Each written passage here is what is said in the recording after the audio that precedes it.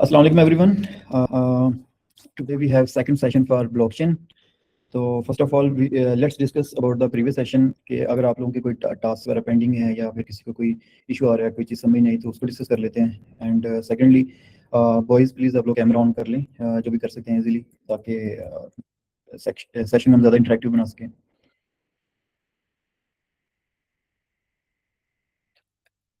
मुझे ये बताइएगा कि आप लोगों में से न्यू कमर्स कितने हैं जो पिछले सेशन में नहीं थे। ओके।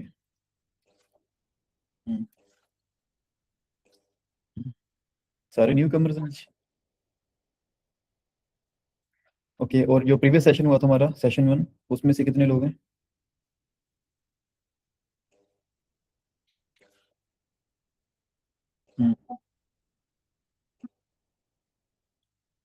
ओके,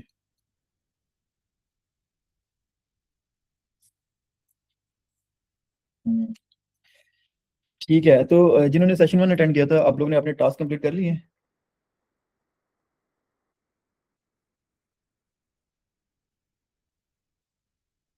ठीक है, कोई चीज़ समझ नहीं आई तो प्लीज़ आप लोग पूछ लें, फिर सेकंड सेशन का स्टार्ट करते हैं। कोई ऐसा पिछले सेशन में से जिसको बिल्कुल कुछ भी समझ नहीं आया?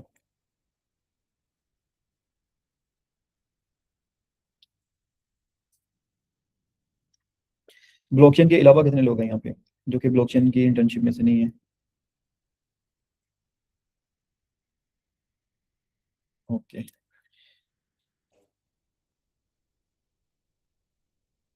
ठीक है, चलिए स्टार्ट करते हैं। एक तो कोशिश करते हैं कि जो प्रीवियस सेशन हमारा उसको थोड़ा सा रिवाइज कर लें, कुछ चीज़ें रिवाइज कर लें। अगर आप लोगों को किसी को उसकी समझ नहीं आई तो आप लोग क्वेश्चन पूछ भी सकते हैं।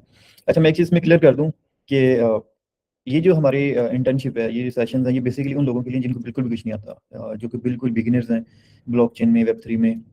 तो अगर आप लोगों के माइंड में कोई क्वेश्चन आता है बेसिक लेवल का तो आप लोग प्लीज़ पूछ लिया करें, क्योंकि मुझे बाद में ना डीएम आ रहे होते हैं कि हमें बिल्कुल समझ नहीं आया, लेकिन ड्यूरिंग सेशन अगर हम क्वेश्चन पूछें तो बाकी क्या सोचेंगे कि बिल्कुल बेसिक लेवल का क्वेश्चन पूछ रहा है। तो लेट मी टेल यू कि ये बेसिकली आपके लिए ही है सेशन, तो ये एक्सपर्ट्स के लिए नहीं है। एक्सपर्ट्स तो फिर भी सीख लेंगे, लेकिन हमारा जो मेन विजन है, जो पर्पज़ है, वो ये है कि जिन लोगों को बिल्कुल कुछ नहीं आता उनके एक रास्ता दिखाना कि किस तरह से आप मार्केट में इन हो सकते हैं और कौन सी टेक्नोलॉजी को सीख सकते हैं ताकि आप बाद में फ्रीलांसिंग स्टार्ट कर सकें या फिर जो अच्छी अच्छी जॉब स्टार्ट कर सकें इस फील्ड के अंदर। तो किसी भी किस्म का बेसिक क्वेश्चन हो प्लीज़ आप लोग ड्यूरिंग सेशन पूछ लिया करें। ठीक है जी। मुझे वोट कर दें जो न्यू कमर्स हैं, क्या आप लोगों को बेसिक्स का आइडिया है ब्लॉकचेन का, या मैं इसको थोड़ा सा रिवाइज कर दूं? और आप लोगों की तरफ से मुझे ज़रा इंटरेक्टिव सेशन चाहिए, वरना मुझे ऐसा लगेगा कि सिर्फ मैं ही बोल रहा हूँ और फिर बिल्कुल भी ये यूजफुल सेशन नहीं होगा। तो जो माइक ऑन कर सकते हैं प्लीज़ माइक ऑन कर लें और मुझे बताएं कि आप लोगों का प्रीवियस क्या इसमें एक्सपीरियंस है, और क्या मुझे पहले वाला एक्सप्लेन करना चाहिए या फिर हम सेशन 2 से एडवांस स्टार्ट करें?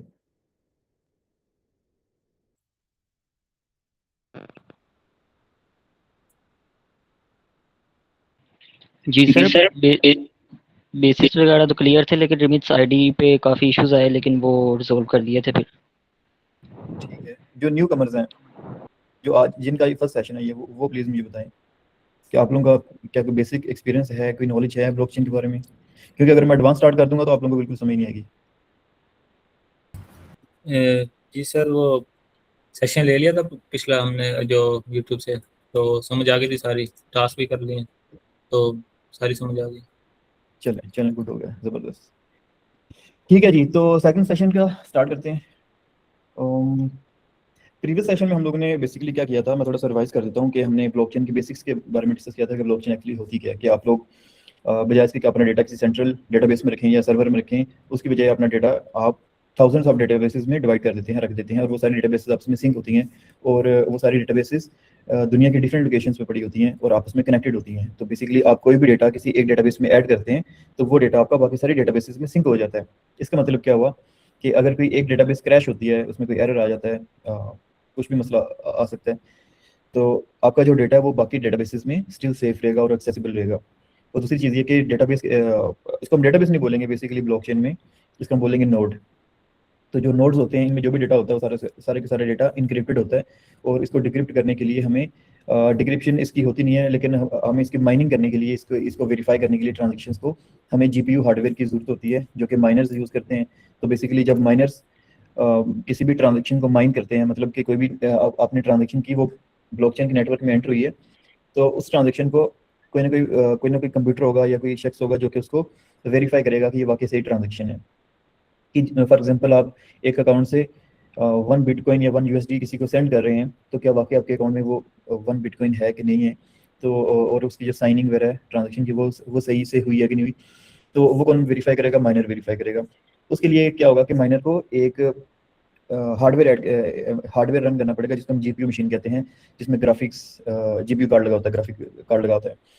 तो वो मशीन्स काफ़ी एक्सपेंसिव होती हैं, लेकिन माइनर्स को उसका क्या फ़ायदा होता है कि जब कोई भी बंदा ट्रांजेक्शन करता है, तो उस ट्रांजेक्शन को करने के लिए उसको एक गैस फी पे करनी पड़ती है, जिसको हम ट्रांजेक्शन फी भी कह सकते हैं, बट ब्लॉकचेन के टर्म में हम इसको गैस फी बोलेंगे। तो गैस फी जो है वो उस माइनर को एज अ रिवार्ड मिलती है।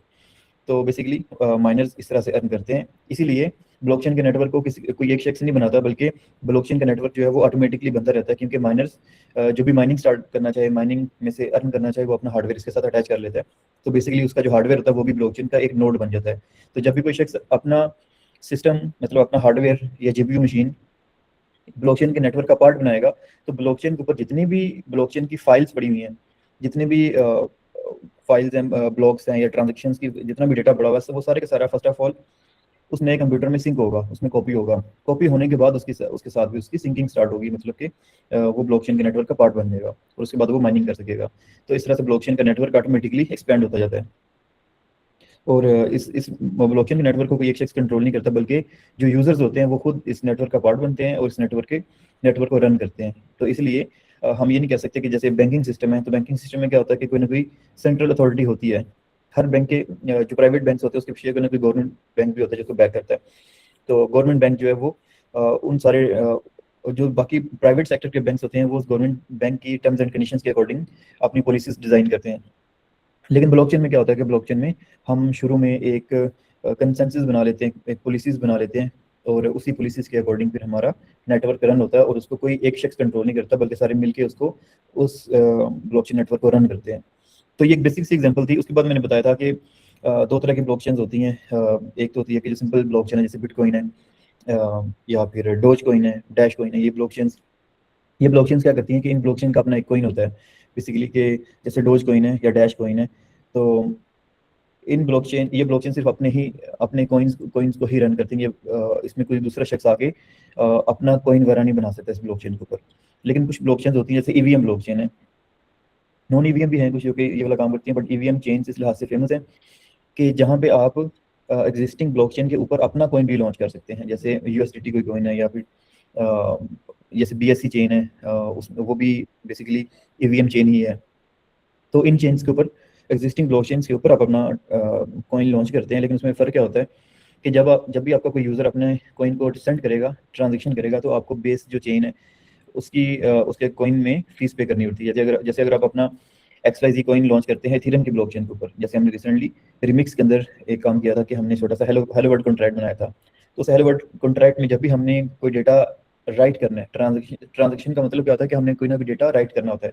ब्लॉकचेन में ट्रांजेक्शन का मतलब ये होता है कि हमने डेटा राइट करना है। और अगर हम डेटाबेसेस की बात करें, जो नॉर्मल आप SQL डेटाबेसेस यूज करते हैं, तो वहाँ पे भी ट्रांजेक्शन का मतलब डेटा को राइट करना ही होता है। जिन लोगों को ब्लॉकचेन का या फिर वेब डेवलपमेंट का जरा थोड़ा सा एडवांस कंसेप्ट है, तो वो इस चीज़ को जानते होंगे कि अगर हम नॉर्मल डेटाबेसेस की बात करें, तो वहाँ पे हम कमिट, रोल बैक और ट्रांजेक्शन, इसका एक पूरा कंसेप्ट होता है।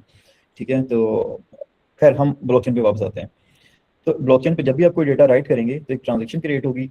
हो सकता है वो डेटा आप हेलो वर्ल्ड लिख रहे हो किसी वेरिएबल के अंदर, या फिर आप किसी को बैलेंस सेंड कर रहे हो, किसी को फंड्स सेंड कर रहे हो, तो वो भी ट्रांजेक्शन ही कंसीडर होगी। तो जब भी कोई ट्रांजेक्शन होगी तो आपको फीस पे करनी पड़ेगी, किसकी फॉर्म में? इथेरियम की फॉर्म में। तो ये होती है हमारी EVM ब्लॉकचेन्स। अच्छा, EVM ब्लॉकचेन्स बेसिकली इसका मैं थोड़ा सा बता देता हूँ कि किस तरह से स्टार्ट हुई और आगे किस तरह से चलती जाती है। EVM ब्लॉकचेन बेसिकली सॉलिडिटी एक लैंग्वेज होती है जो कि आप लोगों ने प्रीवियस सेशन में सीखी थी। Solidity language is just like C++, ठीक है, उसी से मिलती जुलती है। और आप इस प्रोग्रामिंग लैंग्वेज में कोई भी कस्टम कॉन्ट्रैक्ट लिख सकते हैं, मतलब कोई वोटिंग सिस्टम बना सकते हैं, कोई पेशेंट मैनेजमेंट का सिस्टम बना सकते हैं, या फिर आप इसमें कोई स्मार्ट कॉन्ट्रैक्ट भी बना सकते हैं क्रिप्टो करेंसी से रिलेटेड। तो वो आप क्या करते हैं कि EVM ब्लॉकचेन के ऊपर सेव कर सकते हैं, उसके ऊपर डिप्लॉय कर सकते हैं। अच्छा, EVM बेसिकली स्टार्ट की थी, ये बेसिकली है इथेरियम वर्चुअल मशीन। तो सबसे पहले इथेरियम एक ब्लॉकचेन उसने स्टार्ट की थी, मैं आपको थोड़ा सा बता दूं, स्क्रीन शेयर करता हूँ।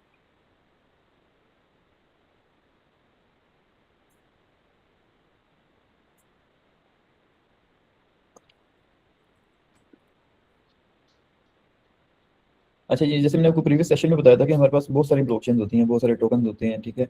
अब ये जितने भी ब्लॉकचेन्स हैं, जैसे बिटकॉइन है, इथेरियम है, थीथर है, तो ये सारी ईवीएम ब्लॉकचेन नहीं है, ये इनमें से नॉन ईवीएम ब्लॉकचेन भी है। इवन के कुछ तो ब्लॉकचेन है ही नहीं है। जैसे अगर हम यूएसडीटी की बात करें तो ये ब्लॉकचेन नहीं है, बल्कि यूएसडीटी जो है वो किसी न किसी ब्लॉकचेन को यूज करके रन हो रहा है। जैसे हो सकता है ये इथेरियम के ऊपर रन हो, अगर इसको मैंने ढूंढना हो, कंफर्म करना हो कि वाकई ये इथेरियम पे है कि नहीं है, तो मैं ईथर स्कैन को ओपन करूंगा, बल्कि इसकी हम यहाँ से डिटेल भी चेक कर सकते हैं कि कौन कौन सी ब्लॉकचेन पे है ये। तो बेसिकली अगर हम कोई मार्केट कैप को देखें तो ये मार्केट हमें इसकी डिटेल हमें बताएगी कि कौन कौन सी एक्सचेंजेस में ये ट्रेड हो रहा है इस टाइम। बेसिकली जैसे बिनांस है, तो बिनांस पे ये यूएसडीसी और यूएसडीटी, बीटीसी और यूएसडीटी साथ ट्रेड हो रहा है, और इसी तरह ब्लॉकचेन के ऊपर भी।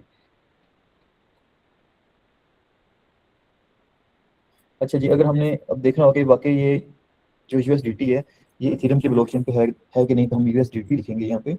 तो ये देखें, यहाँ पे बता देगा थीटर यूएसडीटी, और ये वेरीफाइड है। मतलब ये कि कुछ कॉइन्स होते हैं जो कि लोगों ने फेक बनाए होते हैं, ठीक है। तो आपने उस कॉइन के एड्रेस को कंफर्म करना जरूर है, उसको वेरीफाई करने के लिए वाकई ओरिजिनल कॉन्ट्रैक्ट है। वरना क्या होता है कि कुछ लोग फेक कॉन्ट्रैक्ट बनाते हैं, और जब भी आप उसको परचेज करते हैं या उसमें कोई पैसे सेंड करते हैं तो आपके पैसे वेस्ट हो जाते हैं। वेस्ट नहीं होते, आपका फ्रॉड हो जाता है।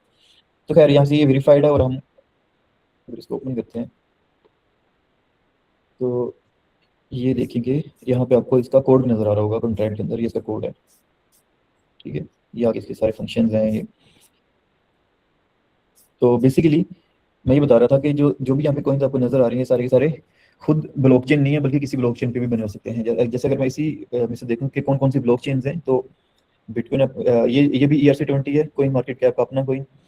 बिटकॉइन ब्लॉकचेन है, इथेरियम की अपनी ब्लॉकचेन है। यूएसडीटी जो है वो ब्लॉकचेन नहीं है, बल्कि एक ईवीएम कॉइन है। ईवीएम के अलावा भी ये और भी चेन्स पे बना हुआ है, जैसे सोलाना पे भी आपको यूएसडीटी मिल जाएगा, आपको बीएससी चेन में भी मिल जाएगा, आपको ये ERC-20 या मतलब ईवीएम चेन जो इथेरियम के उसमें मिल जाएगा। इस तरह बीएनबी की अपनी ब्लॉकचेन है। अब ये जो बीएनबी है ये बेसिकली क्या है, इसके बारे में थोड़ा सा आपको नॉलेज होना चाहिए। शुरू में जो ईवीएम चेन है ये स्टार्ट की थी इथेरियम ने, ठीक है। अब जो भी ब्लॉकचेन होती है वो हमेशा पब्लिक होती है, उसकी जो रेपोजिटरी होती है, जो कोड होता है वो पब्लिक होता है गिटहब के ऊपर। आप भी अगर सर्च करेंगे तो आपको इसका कोड मिल जाएगा गिटहब के ऊपर ना। तो वो पब्लिक रखने का पर्पस क्या होता है कि लोगों का ट्रस्ट बिल्ड हो, ठीक है। अगर आप इसको प्राइवेट रखेंगे तो लोगों को पता नहीं होगा कि आपने कोड के अंदर क्या किया है, तो उससे ट्रस्ट बिल्ड नहीं होगा। अच्छा, तो शुरू में जो बनाया था ये वाला कोड ईवीएम वाला, ये बनाया था इथेरियम ने, लेकिन बाद में क्या हुआ कि उसी कोड को क्लोन करके बीएनबी ने भी ईवीएम चेन लॉन्च कर दी, ठीक है। बीएनबी अभी क्या है, बीएनबी बेसिकली बाइनांस चेन है। अगर हम बाइनांस को देखें तो थोड़ा सा देख लेते हैं, आप लोग इसे अक्सर जानते होंगे बाइनांस।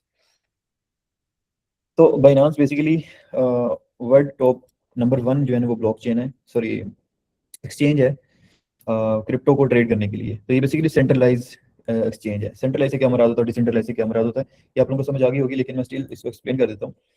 सेंट्रलाइज सेंट्रलाइज से मुराद ये होता है कि यूजर्स के जितने भी फंड्स हैं वो किसी ना किसी डेटाबेस में सेव हो रहे हैं, और कोई ना कोई सेंट्रल अथॉरिटी उनको कंट्रोल कर रहा है। मतलब ये कि अगर आप बाइनांस पे अपना अकाउंट क्रिएट करते हैं, उसमें कोई फंड्स रखते हैं, तो for any reason they can block your account, ठीक है, they can hold your funds. तो ये होता है सेंट्रल। इसी तरह अगर हम डिसेंट्रलाइज एक्सचेंजेस की बात करें तो वो होती हैं कि जो कि जिसको हम डेक्स भी कहते हैं, जिसमें आपके फंड्स आपके अपने कंट्रोल में होते हैं। जैसे हम कहते हैं कि यहाँ पे डेक्स कह देते हैं, यहाँ पे आपको डेक्स स्क्रीनर में काफी सारे डेक्स मिल जाएंगे, ठीक है। ये काफी अच्छी खासी डिसेंट्रलाइज एक्सचेंजेस बनी हुई हैं, ठीक है। तो आप यहाँ से देख सकते हैं। लेकिन वो डेक्स में क्या होता है कि आपको सिंपल अपना जो ये जो मेटामास्क का वॉलेट है वो कनेक्ट करना होता है। तो मेटामास्क के अंदर जो भी फंड्स होंगे वो उसके साथ कनेक्ट हो जाएगा वॉलेट, और उसमें से फंड्स यूज होंगे या उसमें फंड आएंगे। लेकिन बिनांस में क्या होता है कि आपको साइन अप करना पड़ता है, और साइन अप करने के बाद ही आप अपने फंड्स को यूज कर सकते हैं। तो खैर ये जो बीएनबी कॉइन है, ये बीएनबी चेन है, ये बिनांस की अपनी ऑफिशियल चेन है। अच्छा, यहाँ पे मैं आपको एक चीज बता दूं कि जो भी कॉइन होता है या फिर जो भी ब्लॉकचेन होती है, उसके बिहाइंड कोई ना कोई बिजनेस आइडिया होता है, कोई ना कोई चीज़ उसको बैक कर रही होती है। फॉर एग्जांपल, अगर मैंने कोई कॉइन स्टार्ट करना है, तो मैं किस तरह से स्टार्ट कर सकता हूँ? मैं अगर आप लोगों को कहता हूँ कि मैंने एक XYZ कॉइन लॉन्च किया, तो आप लोग उसको परचेज करना शुरू कर दें। आप लोग क्यों परचेज करेंगे? उसके आपको क्या उसमें बेनिफिट नजर आएगा? कोई बेनिफिट नजर नहीं आएगा। अच्छा, यहाँ पे मुझे आप लोगों की तरफ से जरा रिस्पॉन्स चाहिए कि मैं XYZ कॉइन लॉन्च करता हूँ और आप लोगों को कहता हूँ कि मैं आप लोगों को कहता हूँ कि 10 रुपए का कॉइन है, तो आप लोग इसको बाय करें, आपको प्रॉफिट होगा। तो आप लोग मेरी बात पे क्यों बिलीव करेंगे? तो बता सकते हैं? फंडामेंटल्स देख के। ठीक है, लेकिन मैंने उसके बिहाइंड आपको कोई स्टोरी नहीं बताई कि, लेकिन आपको ब्लाइंडली बिलीव करने का बोलते हैं, तो आप लोग नहीं बिलीव करेंगे ना। No sir, no fundamentals, no believe. लेकिन अगर मैं आपको कहता हूँ कि मेरे पास जो है वो ट्रिलियंस ऑफ डॉलर का सोना पड़ा हुआ है, ठीक है, और मैं चाहता हूँ कि वो जो सोना है वो उसमें डिजिटल शेप दे दूँ, कि मैं जितने मेरे पास सोना है उसके 1 ग्राम के बदले में एक कॉइन लॉन्च कर दूँ। तो अगर आप उस 1 ग्राम कॉइन अपने पास होल्ड करते हैं, तो उसका मतलब ये होगा कि आप 1 ग्राम का सोना जो है वो अपने पास उसके आप ओनर हैं, ठीक है। और जब भी आप चाहें तो मेरे पास आके मुझे वो 1 ग्राम का टोकन जो है वो 1G टोकन क्या लेते हैं, 1G टोकन मुझे रिटर्न करें और अपना 1 ग्राम सोना ले जाएं। ये जितने भी आपके पास टोकन पड़े हैं मुझे रिटर्न करें, उसके बदले जो फिजिकल एक्चुअल जो गोल्ड है वो आप मुझसे ले जाएं, ठीक है। तो इस बात में वैल्यू है, पर मुझे जारी बात है इसके सबूत भी देने पड़ेंगे, मुझे दिखाना भी पड़ेगा कि बाकी गोल्ड है मेरे पास और बाकी इसको बैक कर रहा है। तो यहाँ पे आके एक्चुअल में ट्रस्ट क्रिएट होगा। तो फिर लोग क्या करेंगे, फिर लोग उस कॉइन को बाय करेंगे, क्योंकि उसके पीछे एक रियल वैल्यू है। इसी तरह अगर हम USDC की बात करें, ये जो USDC कॉइन है, तो basically USDC coin is backed by government of America, ठीक है। तो ये US का ऑफिशियल USDC कॉइन है जो कि इनको बैक करते हैं। तो अगर कोई गवर्नमेंट उसको बैक कर रही है तो ऑफ कोर्स लोग उसको परचेज करेंगे। इसी तरह अगर PKR कोई कॉइन लॉन्च करता है, अगर मैं PKR कॉइन लॉन्च करता हूँ, तो लोग मुझे बिल्कुल भी बिलीव नहीं करेंगे, ठीक है। लेकिन अगर गवर्नमेंट ऑफ पाकिस्तान उसको लॉन्च करती है कि भाई आज से हमारी जो डिजिटल करेंसी है वो PKR है, ठीक है, अब PKR ही ट्रेड होगा हर जगह। मतलब ये कि अगर आपने जैस कैश यूज करना है, अगर आपने सादा पे यूज करना है, आपने इजी पैसा यूज करना है या आपने बैंक यूज करना है, तो वो जो PKR कॉइन होगा वो सारी एप्लीकेशन में आप मैनेज कर सकते हैं, यूज कर सकते हैं, डिपॉजिट कर सकते हैं, और वही हमारी स्टैंडर्ड डिजिटल करेंसी है। अगर गवर्नमेंट ये डिक्लेयर कर देती है तो क्या आप यूज करेंगे? Yes sir. तो करेंगे। हाँ, करेंगे। क्यों? क्योंकि उसके उसके बिहाइंड आपको एक रीजन नजर आ गई है ना, आपको ट्रस्ट क्रिएट हो गया कि भाई हमारे जो पैसे हैं वो सेफ हैं। अच्छा, इसी तरह अगर मैं आपको थोड़ी सी दूसरे एंगल से मैं आपको समझाऊं कि आप इस पे बिलीव क्यों करेंगे, उसकी एक और रीजन भी है। आपको पता है, किस चीज को पता है कि जो हमारी ओरिजिनल जो एक्चुअल जो वर्थ है, जो जो वेल्थ है वो क्या है? कोई बता सकता है एक्चुअल वेल्थ क्या है? जितना गोल्ड है आपके पास। हाँ, जितना भी गोल्ड है, सोना है, चांदी है, ये एक्चुअल में एक्चुअल जो है वो इन चीजों की असल वर्थ है, ठीक है। जो आपके पास पेपर नोट होते हैं ये क्या है? ये सिर्फ एक रसीद है। आपको बता दिया गया है कि आपको गवर्नमेंट ऑफ पाकिस्तान के बिहाफ पे ये एक रसीद दी जा रही है कि इतनी मालियत का जो है सोना हमारे पास पड़ा हुआ है, ठीक है। ये तो ये सिर्फ और सिर्फ एक रसीद है, एक पेपर का टुकड़ा है। इसमें इसकी एक्चुअल में कोई वर्थ नहीं है अगर इसके पीछे उतना गोल्ड नहीं है। तो इस बात से कौन कौन एग्री करता है? मतलब ये कि अगर आपके पास 1,000 रुपए का नोट है, ठीक है, वो 1,000 रुपए का नोट लेके अगर आप स्टेट बैंक ऑफ पाकिस्तान के पास जाते हैं, उसको बोलते हैं कि इसके बदले जो हमारा सोना पड़ा वो हमें दे दें, तो वो आपको देने के पाबंद है, ठीक है। तो एक्चुअल में ये चीज है जो कि ट्रस्ट क्रिएट करती है कि एक्चुअल में हर चीज को कोई ना कोई चीज बैक कर रही है, कोई रियल वैल्यू है, कोई रियल मनी है, कोई वेल्थ है जो कि उसको बैक कर रही है। तो हमारे पास जो पेपर के नोट है इसके पीछे भी गोल्ड है। इसीलिए खाली नोट छापने से कुछ नहीं होता कि अगर आप अपनी गुर्बत खत्म करनी है या फिर आपने मुल्क को चलाना, तो आप नोट छापना शुरू कर दें, बल्कि उसके पीछे जो एक्चुअल गोल्ड है वो ज्यादा मैटर करता है। इसकी एग्जांपल एक और देता हूँ। अगर USDT है, सॉरी, जो डॉलर है, USD जो है, अब USD की जो वैल्यू है वो 280 रुपीज है, पाकिस्तानी 280 रुपीज का एक USD है। लेकिन पाकिस्तानी रुपीज की वैल्यू इतनी इतनी डाउन क्यों है, ठीक है। इसी तरह अगर हम UAE की बात करते हैं, दुबई की बात कर लेते हैं, जो अरब अरब ममालिक हैं, तो एक जो दरहम है उसकी वैल्यू 75 रुपीज है, मतलब 75 रुपीज का एक दरहम आ रहा है। तो ये चीज कैसे वर्क करती है? ये इस तरह से वर्क करती है कि बेसिकली उन लोगों ने उतना गोल्ड अपने पास बैकअप में रखा हुआ है, ठीक है। उतना जितना जिसके पास ज्यादा गोल्ड होगा उतनी उसकी करेंसी भी मजबूत होगी और फिर उसी के अकॉर्डिंग वो ट्रेड भी करेगा, उतना ही वो मुल्क अमीर होगा। तो इसी तरह से हमारा जो PKR है वो भी वर्क करता है। तो खैर, लॉन्ग स्टोरी शॉर्ट ये कि किसी भी आपने जब भी कोई कॉइन लॉन्च करना उसके पीछे कोई ना कोई वैल्यू होनी चाहिए। अच्छा, ये तो मैंने बता दिया कि इसके पीछे गोल्ड होना चाहिए, चांदी होनी चाहिए, इस तरह से मैंने वैल्यू आपको बता दी। लेकिन इसके अलावा क्या मैटर करता है वो बता देता हूँ इसके अलावा क्या मैटर करता है कि फॉर एग्जांपल किसी बंदे ने कोई हाउसिंग सोसाइटी लॉन्च की और उसने कहा कि मैं इस हाउसिंग सोसाइटी का एक टोकन भी लॉन्च कर रहा हूँ, ठीक है। हम उसको कोई भी टोकन कह देते हैं, जैसे टोकन्स की भी आगे टाइप होती है, ERC20 होता है, ERC721 होता है, मतलब आपने NFT का नाम सुना होगा, NFT टोकन। तो फॉर एग्जांपल XYZ शख्स ने एक सोसाइटी प्रॉपर्टी की सोसाइटी लॉन्च की। उसने बोला कि जी इसमें 1000 प्लॉट है और मैं 1000 टोकन इशू करता हूँ, जिस बंदे के पास वो टोकन होगा वो उस प्रॉपर्टी का ओनर होगा। तो क्या इस टोकन की वैल्यू है? यस सर है। क्यों? क्योंकि उसके पीछे एक्चुअल में एक चीज एग्जिस्ट कर रही है, ठीक है। एक्चुअल में उसके पीछे एक टोकन, एक प्रॉपर्टी है जो कि इसको बैक कर रही है। इसी तरह अगर कोई शख्स एक प्लाजा बनाता है, ठीक है, उस प्लाजे के जितने भी शेयर्स हैं वो उन सारे शेयर्स को, फॉर एग्जांपल उसके पास 5000 शेयर हैं उस प्लाजे के, तो 5000 शेयर्स को वो टोकन्स में कन्वर्ट कर देता है, उसके टोकन बना देता है, ठीक है। इसको हम कहते हैं टोकनाइजेशन। तो इसको हम एक और भी चीज कहते हैं, कि बता सकते हैं RWA का नाम सुना किसी ने? RWA क्या होता है? Real world asset. Real world assets, ठीक है। रियल वर्ल्ड एसेट्स क्या होते हैं कि जो भी आपके पास रियल वर्ल्ड में कोई चीज है उसको आप कन्वर्ट कर देते हो टोकन्स में, ठीक है। जैसे हमारे पास, मैंने बताया कि हमारे पास एक प्लाजा है, उस प्लाजे के 5000 शेयर्स हैं, 5000 शेयर्स को मैं कन्वर्ट कर देता हूँ टोकन्स की फॉर्म में, मतलब उसको क्रिप्टो करेंसी एक बना देता हूँ, उसकी टोकन्स क्रिएट कर लेता हूँ। अब क्या होगा, जिस बंदे के पास जितने ज्यादा टोकन होंगे वो उतने शेयर्स का ओनर होगा उस बिल्डिंग के अंदर, राइट। इसकी समझ आई इस एग्जांपल की सबको?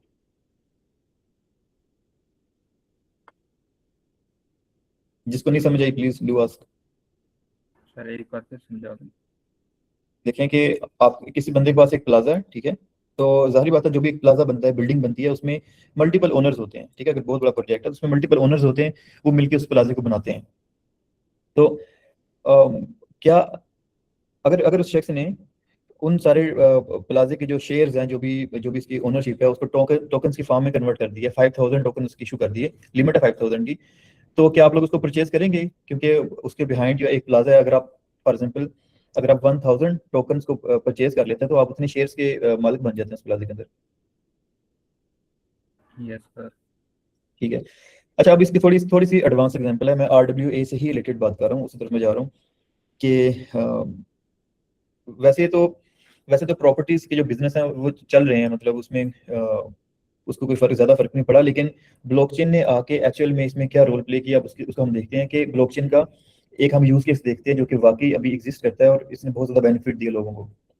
मुझे एक बात बताएं कि फॉर एग्जांपल लाहौर में या कराची में या इस्लामाबाद में एक कोई भी शख्स है XYZ, उसके पास 10 मुरब्बे की ज़मीन है, ठीक है, बहुत बड़ी, बहुत ज़्यादा ज़मीन है मेन सिटी के अंदर, और चाह रहा है कि इसके ऊपर वो एक प्लाजा बनाए बहुत बड़ा, ठीक है, बहुत बड़ा शॉपिंग सेंटर बनाए या प्लाजा बनाए। अब उसके पास इतने ज़्यादा फंड्स नहीं है कि वो इतनी बड़ी ज़मीन के ऊपर वो प्लाजा खड़ा कर सके। वो चाहता है कि उसने फंड रेजिंग करनी है, मतलब ये कि वो चाहता है कि लोग उसके साथ मिलें और उस मिल के उस प्लाजे को बनाएं। मिलने से मुराद क्या है कि उसमें उसमें वो एक प्लान देगा कि इस प्लान के अकॉर्डिंग इतनी शॉप्स हैं या इतने स्क्वायर फीट के आप ओनर हो जाएंगे, तो वो ज़मीन आपकी हो जाएगी, जो भी है। तो होगा क्या कि उसके साथ क्या आप लोग उसके पास आएंगे वो प्लाजे में जगह परचेज करने के लिए या कोई पोर्शन परचेज करने के लिए या फ्लैट लेने के लिए? यस सर, अगर कागजात होंगे उसके पास। लेकिन कागजात के साथ हमारे पास पैसे भी होने चाहिए ना। मतलब ये कि देखें, जो भी बड़े प्रोजेक्ट्स होते हैं ना, उसमें कौन लोग इन्वेस्ट करते हैं? जो कि बिलियनर्स होते हैं, ठीक है। वो जो बड़े बड़े लोग होते हैं, इवन के जो जो अमीर लोग होते हैं वो भी इतने बड़े प्रोजेक्ट्स में इन्वेस्ट नहीं कर सकते, मतलब जो मिड लेवल होते हैं। तो फॉर एग्जांपल अगर एक प्लाजा जिसमें मिनिमम इन्वेस्टमेंट है 20 करोड़ रुपया, ठीक है, कि 20 करोड़ रुपए का आप इसमें इन्वेस्ट करें तो फिर हम इस प्लाजे को बनाएंगे, इस तरह से वो उस प्लाजे को खड़ा कर रहे हैं। अच्छा, हो गया क्या कि 20 करोड़ वाली इन्वेस्टमेंट एक तो उनके लिए इकट्ठी करना बहुत ज़्यादा मुश्किल हो जाएगा, क्योंकि मेरे जैसा बंदा तो उसमें इन्वेस्ट नहीं करेगा, क्योंकि मेरे पास तो 20 करोड़ है ही नहीं है, ठीक है। इसी तरह जो आम कोई भी शख्स होगा वो उसमें इन्वेस्टमेंट नहीं कर सकेगा। तो इसका अल्टरनेटिव क्या है? ब्लॉकचेन ने कहाँ पे सोल्यूशन दी है? ब्लॉकचेन ने क्या सोल्यूशन दी है कि बजाय इसके कि आप एक साथ बड़ी इन्वेस्टमेंट इकट्ठी करें, आप क्या करें कि उस प्लाट को, वो जो 10 मुरब्बे का प्लाट है, उस प्लाट को आप छोटे छोटे चंक्स में डिवाइड कर दें, ठीक है, छोटे छोटे टोकन्स में डिवाइड कर दें। एक टोकन इतना छोटा होगा कि कोई भी बंदा उसको 10 रुपए का भी परचेज कर सकता है। इस बात की समझ आई? मतलब ये कि बजाय इसके कि आपने सुना होगा मरला, एक मरला जगह, दो मरला जगह, तो बजाय इसके कि मैं उसको मरलों में डिवाइड करूं, मैं उसको स्क्वायर फीट में डिवाइड कर देता हूं, ठीक है। 1 स्क्वायर फीट 2 स्क्वायर फीट, इस तरह मैं डिवाइड कर देता हूँ, ठीक है। अब फॉर एग्जांपल एक स्क्वायर फीट जो है वो मैं रखता हूँ, उसकी जो वैल्यू है वो है 20,000 रुपीज़ एक पर स्क्वायर फीट जो प्राइस है। अब मैं उसको क्या करता हूँ, मैं उसको मजीद कम कर देता हूँ। अगर मैंने परचेज करना है, मेरे पास 20,000 रुपया भी नहीं है, तो मैं क्या करूँगा कि मैं उसका 0.001 स्क्वायर फीट बाय कर लूँगा, ठीक है, जो कि 10 रुपये में भी आ जाएगा, 20 रुपये में भी आ जाएगा, ठीक है। इस तरह से क्या होगा, इस तरह से छोटा जो इन्वेस्टर है वो भी एक बहुत बड़े प्रोजेक्ट में पार्टिसिपेट कर सकता है, ठीक है। किसके साथ? टोकनाइजेशन के साथ, क्योंकि इस प्रॉपर्टी के टोकन्स क्रिएट कर दिए हमने, इसको हम कहते हैं रियल वर्ल्ड एसेट्स। हम क्या करते हैं कि जो रियल वर्ल्ड एसेट्स होते हैं, जो एक्चुअल में प्रॉपर्टी है और कोई भी चीज़ है, उसको हम कन्वर्ट कर देते हैं छोटे छोटे टोकन्स में, और उस टोकन को ओपन कर देते हैं फॉर ट्रेड। तो कोई भी आम शख्स भी उसमें इन्वेस्टमेंट कर सकता है, उसमें पार्टिसिपेट कर सकता है, और बाद में अगर उसमें से प्रॉफिट जनरेट होता है तो वो उसको भी मिलेगा प्रॉफिट। यहाँ तक समझ आ गया आप लोगों को रियल वर्ल्ड एसेट्स की? ओके जी, तो वापस आते हैं इसी कोइन मार्केट कैप के ऊपर। आई होप आपको यहाँ तक क्लियर हो गया होगा। जी फातिमा, आपका क्वेश्चन है? जी, तो अब आपको ब्लॉकचेन से बता रहा था कि एक कुछ सिंपल ब्लॉकचेन होती हैं, कुछ होती हैं EVM blockchain. EVM blockchain start की थी बेसिकली इथेरियम ने, और उन्होंने अपना कोड जो ओपन सोर्स कर दिया था। ओपन सोर्स कोड से मुराद क्या कि मैं भी उसी कोड को डाउनलोड करके उसका नाम चेंज करके अपनी ब्लॉकचेन रन कर सकता हूँ, ईवीएम ब्लॉकचेन। इसी तरह जो ईवीएम ब्लॉकचेन है, किसने रन की? बीएनबी भी ईवीएम चेन है। एक्सआरपी जो है वो एक अलग चेन है। सोलाना जो है वो ईवीएम चेन नहीं है, ये अलग से चेन है। और ट्रॉन जो TRX जो है ये भी ईवीएम चेन है। ये ईवीएम नहीं है बेसिकली, जो ट्रॉन है ये, इसको हम कहते हैं डेलीगेटेड प्रूफ ऑफ स्टेक, ठीक है। तो ये और ब्लॉकचेन है। इसी तरह हाइप कोई नई ब्लॉकचेन है। ये डोज कॉइन जो है वो किस तरह से बना हुआ है? बिटकॉइन का ही कोड यूज करके डोज कॉइन बना हुआ है। और XMR भी आई थिंक एक टोकन है जो कि ERC-20 पे बना हुआ है। कार्डानो एडा ये भी ब्लॉकचेन है। स्टेलर भी एक ब्लॉकचेन है। मैंने लास्ट टाइम आप लोगों को स्टेलर के बारे में बताया था, स्टेलर ब्लॉकचेन के बारे में, कि अगर आप स्ट्राइक को यूज़ करते हैं या फिर आप मनीग्राम को यूज़ करते हैं, तो वो लोग जो है वो स्टेलर को यूज़ कर रहे हैं, ठीक है, इंटरनेशनल ट्रांजेक्शन्स के लिए या फिर क्रॉस बॉर्डर पेमेंट्स के लिए। और इसी तरह जो ऊपर जो हमने एक कॉइन देखा है, कौन सा? XRP जो है, तो XRP जो है ये भी रिपल कॉइन है। रिपल भी बैंकिंग सेक्टर के लिए ही बना हुआ है। तो अगर आजकल एक न्यूज़ सर्कुलेट कर रही है कि जो बैंक्स हैं इनको ब्लॉकचेन पे हमने शिफ्ट करना है, तो बेसिकली उसके लिए कौन से कॉइन्स यूज होंगे, कौन सी ब्लॉकचेन्स यूज होंगी? कुछ स्पेशलाइज्ड ब्लॉकचेन है, इसमें XRP है, फिर स्टेलर है, ये उस पर्पस के लिए यूज होती है, सही है। तो इस तरह बिटकॉइन कैश है, बिटकॉइन कैश भी बिटकॉइन ब्लॉकचेन के ऊपर ही बना हुआ है। इस तरह लाइटकॉइन भी बिटकॉइन की तरह ही काम करता है, उसी ब्लॉकचेन बना हुआ है। एवल एवेक्स एक अलग से चेन है, सुई एक अलग से चेन है। शिब जो है वो ये ERC-20 टोकन है, जो कि इथेरियम ब्लॉकचेन के ऊपर ही बना हुआ है एज ERC-20 टोकन। और इसी तरह बाकी काफी सारे आप इन सबको देख सकते हैं। इसमें तो बहुत सारे नए भी आ गए हैं, और डे बाय डे कोई ना कोई टोकन बन रहा है। अब यहाँ पे मेरा आप लोगों से क्वेश्चन है, आज हम थोड़ा सा थियोरेटिकली भी देखेंगे और इंशाल्लाह बाद में प्रैक्टिकल भी करते हैं, लेकिन मेरा पर्पस क्या है कि आप लोगों की जो बेसिक नॉलेज है वो क्लियर होना चाहिए। अब मुझे ये बताएं कि किसी भी चीज़ की वैल्यू कैसे डिसाइड होती है? बिटकॉइन की प्राइस सिस्टम 63,000 चल रही है, ये कैसे डिसाइड हुई है? सर ट्रस्ट पे। प्लस के अलावा सर एनर्जी कॉस्ट, कितनी एनर्जी इस पे लगती है। उसके अलावा इसका मार्केट कैप कितना और ये सप्लाई में कितना है इसका टोकन? इसके अलावा जी मरीम ने डिमांड एंड सप्लाई।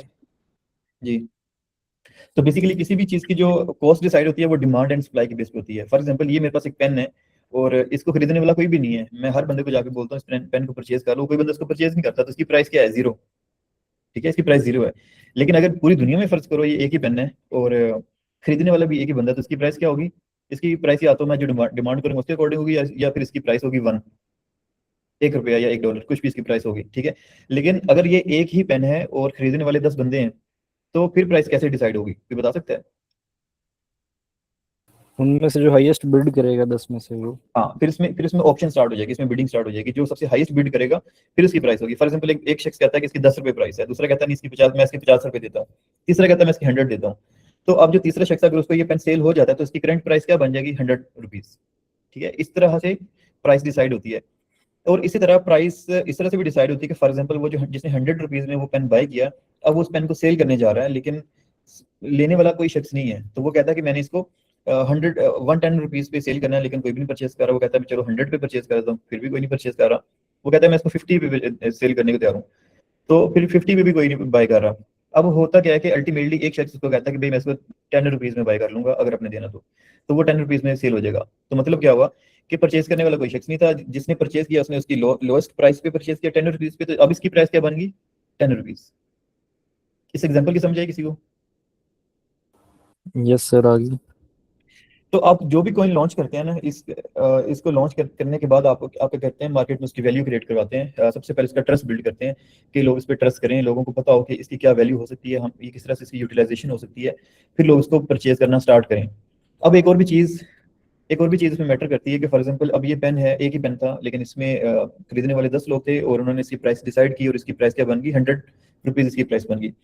लेकिन अगर ये 10 पेन इसकी क्वांटिटी 10 होती मेरे पास, तो ये सबको इजीली मिल जाता, तो इसकी प्राइस फिर कम होती। इसी तरह अगर ये पेन जो है वो थाउजेंड्स ऑफ पेन मार्केट में पड़े हुए हैं और अवेलेबल हैं और कोई भी शख्स जाके इजीली परचेज कर सकता है, तो फिर क्या होगा कि इसकी एक सिंपल सी स्टैंडर्ड प्राइस डिसाइड हो जाएगी कि भाई ये पेन जो है वो 30 रुपीज़ का, दैट्स इट। ठीक है, तो सप्लाई मैटर करती है और जो डिमांड है वो भी मैटर करती है। अगर हम बिटकॉइन की बात करें, बिटकॉइन की प्राइस जो है 63,000 पे कैसे पहुंची, बल्कि 63,000 के अलावा इसकी प्राइस जो है वो 122,000 से तक कैसे पहुंची और वहां से कैसे कम हुई। तो बेसिकली जो बिटकॉइन की एक्चुअल में जो सप्लाई है, मतलब टोटल बिटकॉइन दुनिया में कितने हो सकते हैं, जो शुरू में डिसाइड किया गया था वो थे 21 मिलियन। ठीक है, तो अब टोकन तो हमारे पास उतने ही हैं, ठीक है, 21 मिलियन ही टोकन है, लेकिन जो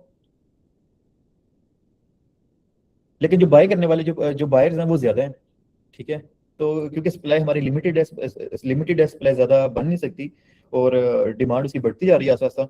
अब डिमांड कैसे बढ़ रही है, जैसे आप लोगों को पता चल रहा है, ठीक है, आप लोगों की जनरेशन को जैसे पता चला, इससे पहले जो जनरेशन थी उनको जो पता चला था उन्होंने थोड़े से बिटकॉइन परचेज कर लिए। अब आप लोगों को जैसे पता चला है, आप लोग भी कुछ ना कुछ बिटकॉइन में परचेजिंग करेंगे। ठीक है, इसी तरह जैसे जैसे आगे जमाना आता जाएगा, लोग बढ़ते जाएंगे और नई जनरेशन आती रहेंगी, तो वो क्या करेंगे, वो भी मजीद जैसे उनको इस चीज़ का एक्सपोजर मिलेगा वो भी बीटीसी को बाय करना शुरू कर देंगे। तो होगा क्या कि इस तरह बिटकॉइन की जो टोटल सप्लाई है वो तो फिक्स्ड है 21 मिलियन, लेकिन जो डिमांड है वो आहिस्ता आहिस्ता इंक्रीज होती रहेगी। तो हो सकता है कि आने वाले वक्त में इसकी जो प्राइस है वो 100,000 जो है उसकी प्राइस इंक्रीज हो जाए डॉलर में। जब मैंने 2015 में स्टार्ट किया था ब्लॉकचेन के अंदर, तो उस टाइम बिटकॉइन की प्राइस थी $600 और मुझे काफी सारे बिटकॉइन आए भी थे और मैंने इसको सेल भी कर दिया कि ये फ्रॉड है, तो खैर उसको मैंने सेव नहीं किया।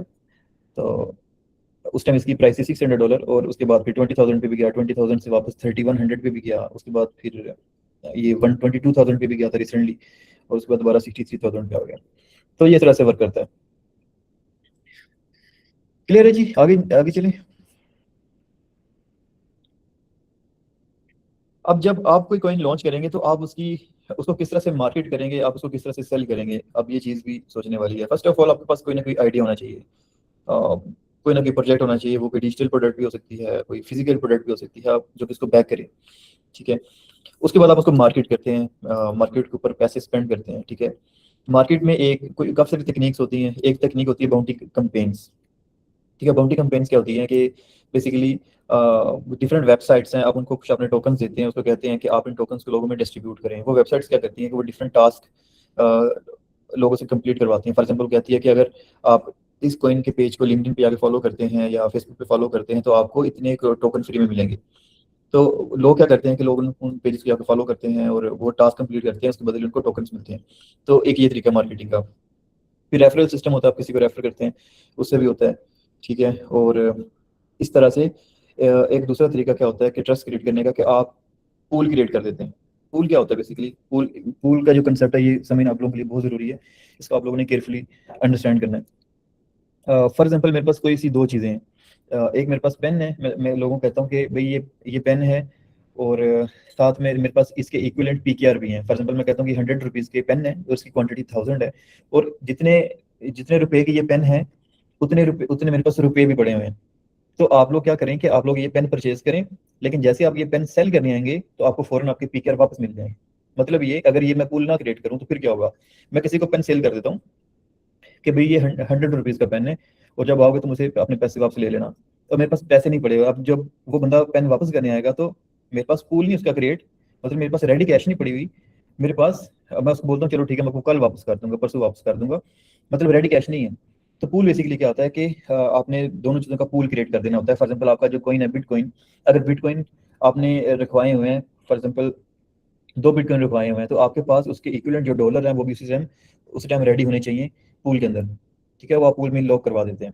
तो उससे क्या होता है कि अगर कोई बंदा बिटकॉइन लेके आया है तो उसको फौरन कैश मिल जाएगी, और अगर कोई बंदा कैश लेके आया तो कैश उसके यूएसडीटी पूल में ऐड हो जाएगी और उसके बदले उसको बीटीसी पूल में से बिटकॉइन मिल जाएंगे। तो इसको हम कहते हैं पूल्स। इसकी समझ आई किसी को? इस कॉन्सेप्ट की समझ आई है? फिर इसको एक्सप्लेन करने के लिए यस सर, आ गया। ओके। तो पूल क्रिएट करने से फायदा क्या होता है कि ट्रस्ट बिल्ड होता है। लोगों को पता होता है कि भाई आप लोगों ने अपनी जो मनी है वो भी इसमें फेंकी है, जो कॉइन है, जो टोकन है, उसकी इटसेल्फ कोई वैल्यू नहीं है, वो तो एक सिर्फ एक डिजिट है। लेकिन जब उसका पूल क्रिएट करेंगे, जो उसकी आप प्राइस डिसाइड करना चाह रहे हैं उसके अकॉर्डिंग आप उसका पूल क्रिएट करते हैं, तो पूल डिसाइड करता है, इस बात को जस्टिफाई करता है कि आपने खुद भी इसमें अपनी इन्वेस्टमेंट की है। ठीक है, तो ये चीज़ भी ट्रस्ट क्रिएट करती है। इस तरह और काफ़ी सारी चीज़ें होती हैं जो कि उसमें ट्रस्ट क्रिएट करती हैं। फिर वो जो कॉइन है उसकी कोई ना कोई यूटिलिटी होनी चाहिए, उसका कोई यूजेज होना चाहिए। फॉर एग्जांपल, या तो उसका यूजेज होना चाहिए या फिर वो कॉइन फेमस होना चाहिए। जैसे बिटकॉइन है, तो बिटकॉइन एक फेमस कॉइन है, ठीक है, इसकी अपनी कोई स्पेशल यूटिलिटी नहीं है कि ये बोलें कि आप हमारा जो कॉइन इस एप्लीकेशन के अंदर यूज हो रहा है या ऐसे हो रहा है, बल्कि लोग इस पर ट्रस्ट करते हैं। लेकिन अगर हम एक्सआरपी की बात करें तो एक्सआरपीएल कहाँ पे यूज हो रहा है? ये बैंकिंग सेक्टर में यूज हो रहा है। ठीक है, इस तरह हम स्टेलर की बात करें तो स्टेलर कॉइन कहाँ पे यूज हो रहा है? ये भी क्रॉस बॉर्डर पेमेंट सिस्टम के लिए यूज हो रहा है। ठीक है, तो ये इसकी यूटिलिटी है। सही है जी। तो यहाँ तक आप लोग आई होप भी क्लियर हो गया होगा कि ईवीएम चेन्स क्या होती हैं, नॉन ईवीएम चेन्स क्या होती हैं, और टोकन्स क्या होते हैं, रियल वर्ल्ड एसेट्स क्या होते हैं, किस तरह से वैल्यू डिसाइड होती है। ये बेसिक चीज़ें आप लोगों को समझ आ गई होगी। अच्छा, इसमें ना दो कंसेप्ट आपको समझना ज़रूरी है, दो तीन चीज़ें कि फर्स्ट ऑफ ऑल ये प्रूफ ऑफ वर्क क्या होता है, प्रूफ ऑफ स्टेक क्या होता है, और प्रूफ ऑफ अथॉरिटी क्या होता है। ये बेसिक हमारे पास इसके हैं, मतलब टाइप्स हैं ब्लॉकचेन की आप कह लें। तो जो प्रूफ ऑफ वर्क है, बेसिकली इसमें क्या होता है, मैंने आपको बताया था कि माइनर्स जो हैं वो डिसाइड करते हैं कि एक तो माइनर्स डिसाइड करते हैं कि इसकी गैस फी कितनी होगी, और दूसरा माइनर्स ही उसको मिलके ट्रांजेक्शन को वेरीफाई करते हैं और प्रोसेस करते हैं, और माइनर कोई भी शख्स बन सकता है। ठीक है, तो ये प्रूफ ऑफ वर्क होता है। ठीक है, जिसमें हैशिंग पावर भी ज़्यादा चाहिए होती है, जीपीयू पावरफुल चाहिए होता है उस ट्रांजेक्शन को माइन करने के लिए और वेरीफाई करने के लिए। इस तरह प्रूफ ऑफ स्टेक क्या होता है कि हम बाहर से कोई माइनर नहीं लेते, बल्कि जब वो ब्लॉकचेन बनती है तो बहुत सारे शख्स मिलके उस ब्लॉकचेन में इन्वेस्टमेंट करते हैं, अपना हार्डवेयर डेडिकेट करते हैं, और फिर एंड तक वही शख्स रहते हैं उसके अंदर। तो वो अब फॉर एग्जांपल एक ब्लॉकचेन, उसमें 30 जो है वो मेंबर्स हैं उस ब्लॉकचेन के, तो वो 30 मेंबर मिल के ही उस ब्लॉकचेन का के कंसेंसस को डिसाइड करेंगे, उसके रूल्स को डिसाइड करेंगे, और उसकी प्राइस को भी डिसाइड करेंगे। तो ये प्रूफ ऑफ स्टेक आ जाता है। एक होता है proof of authority. Proof of authority में क्या होता है कि सारी ब्लॉकचेन किसी एक शख्स की अथॉरिटी में होती है। जैसे कोई गवर्नमेंट सेक्टर्स होते हैं तो वो अपनी प्राइवेट ब्लॉकचेन बनाते हैं। तो बेसिकली जो प्रूफ ऑफ अथॉरिटी है ये प्राइवेट ब्लॉकचेन होती है। ठीक है, तो ये इसकी कुछ टाइप्स हैं। अब हम बात कर लेते हैं कि ERC-20 क्या होता है और ERC-721 क्या होता है। ERC-20 बेसिकली होता है कि अगर आपने अपना कॉइन लॉन्च करना है ब्लॉकचेन के अंदर तो आप ERC-20 प्रोटोकॉल यूज करेंगे उस कॉइन का कोड लिखने के लिए। ठीक है, और अगर आप चाहते हैं कि आपने टोकनाइजेशन करनी है, RWA पे काम करना है, तो उसके लिए भी कौन सा प्रोटोकॉल यूज करेंगे? ERC-721, जिसको हम NFT भी कहते हैं, नॉन फंजिबल टोकन। तो ये दो चीज़ें ज़्यादा फेमस हैं। इसके अलावा और भी प्रोटोकॉल्स हैं जिसमें KYC से रिलेटेड प्रोटोकॉल है, इसमें सिक्योरिटी टोकन है, जैसे ERC-1155 है। लेकिन हम उस डिटेल में नहीं जाएंगे, वो इंशाल्लाह ऐसा आप खुद ही एक्सप्लोर करते रहेंगे। हम फिलहाल बेसिक्स को कवर करते हैं। तो दो चीज़ें हैं, एक तो ERC-20, आप लोगों ने अपना टोकन बनाना है सॉलिडिटी के अंदर, तो आप ERC-20 यूज करेंगे। दूसरा क्या है? ERC-721, अगर आपने किसी भी चीज़ का NFT बनाना है तो उसके लिए आप ERC-721 यूज करेंगे। अच्छा, NFT का सबको आइडिया है? किसको नहीं आइडिया? सिर्फ वो हैंड रेज करें। NFT का किसी को नहीं आइडिया तो प्लीज वो हैंड रेज करें, मैं फिर एक्सप्लेन कर देता हूँ। इसका मतलब सबको आइडिया है। ठीक है। अच्छा, तो ERC-721 बेसिकली प्रोटोकॉल जो है वो रिप्रेजेंट करता है NFT को। NFT क्या होता है? Non fungible token. अब नॉन फंजिबल टोकन क्या होता है कि कोई भी यूनिक चीज जो कि जिसका डुप्लीकेट नहीं हो सकता, हम उसको NFT कहते हैं। अगर हम इसकी मार्केट की बात करें तो ओपन सी सबसे फेमस NFT मार्केट प्लेस है। अब इसमें होता क्या है कि फॉर एग्जांपल आपके पास कोई पेंट है, कोई भी यूनिक चीज़ है जो कि दुनिया में एक्सिस्ट नहीं करती, कोई सॉन्ग है तो जो आपने खुद गाया है, तो आप उसका NFT क्रिएट करके यहाँ पे अपलोड कर सकते हैं। ठीक है, और उसको आप ऑप्शन पे लगा सकते हैं। जब आप उसको ऑप्शन पे लगाएंगे तो लोग उस पर आगे बिडिंग करेंगे। बिडिंग करने के बाद जब कोई इसको परचेज कर लेगा तो उसकी अमाउंट आपको पास आ जाएगी। मतलब ये कि आपका वो NFT सेल हो जाएगा। ठीक है, अब देखें अगर हम यहाँ पे कि किस तरह के लोगों ने लगाए हुए हैं फजूल किस्म के NFT, तो ये देखें जरा। अब इसमें से आपको क्या समझ आ रही है? मुझे तो कुछ भी समझ नहीं आ रही है, एक फेस नज़र आ रहा है, लेकिन अगर हम इसकी प्राइस देखें तो 0.166 इसकी प्राइस है, ठीक है। टोटल वॉल्यूम, अच्छा जो NFT है, NFT बेसिकली मल्टीपल NFT भी हो सकते हैं, ठीक है। हम इसको सिक्योरिटी टोकन्स भी कहते हैं, जैसे कि ERC 1155 है इसका प्रोटोकॉल है, उसमें एक ही NFT की मल्टीपल कॉपीज भी हो सकती हैं। तो खैर, अब ये जो NFT है, अब इसने बनाया, आई डोंट नो क्या बनाया, बट इसकी जो प्राइस है वो 0.166 इथेरियम है। अगर हम चेक करें कि रुपीज में कितनी बनती है, ETH2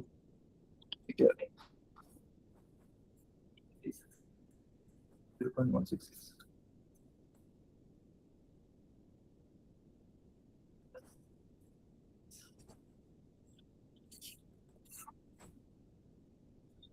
तो अब ये जो पेंट है ये 86,000 रुपीज़ की है, ये जो NFT है, ठीक है। और इसी तरह ये जो बाकी NFT हैं ये भी इतने की हैं।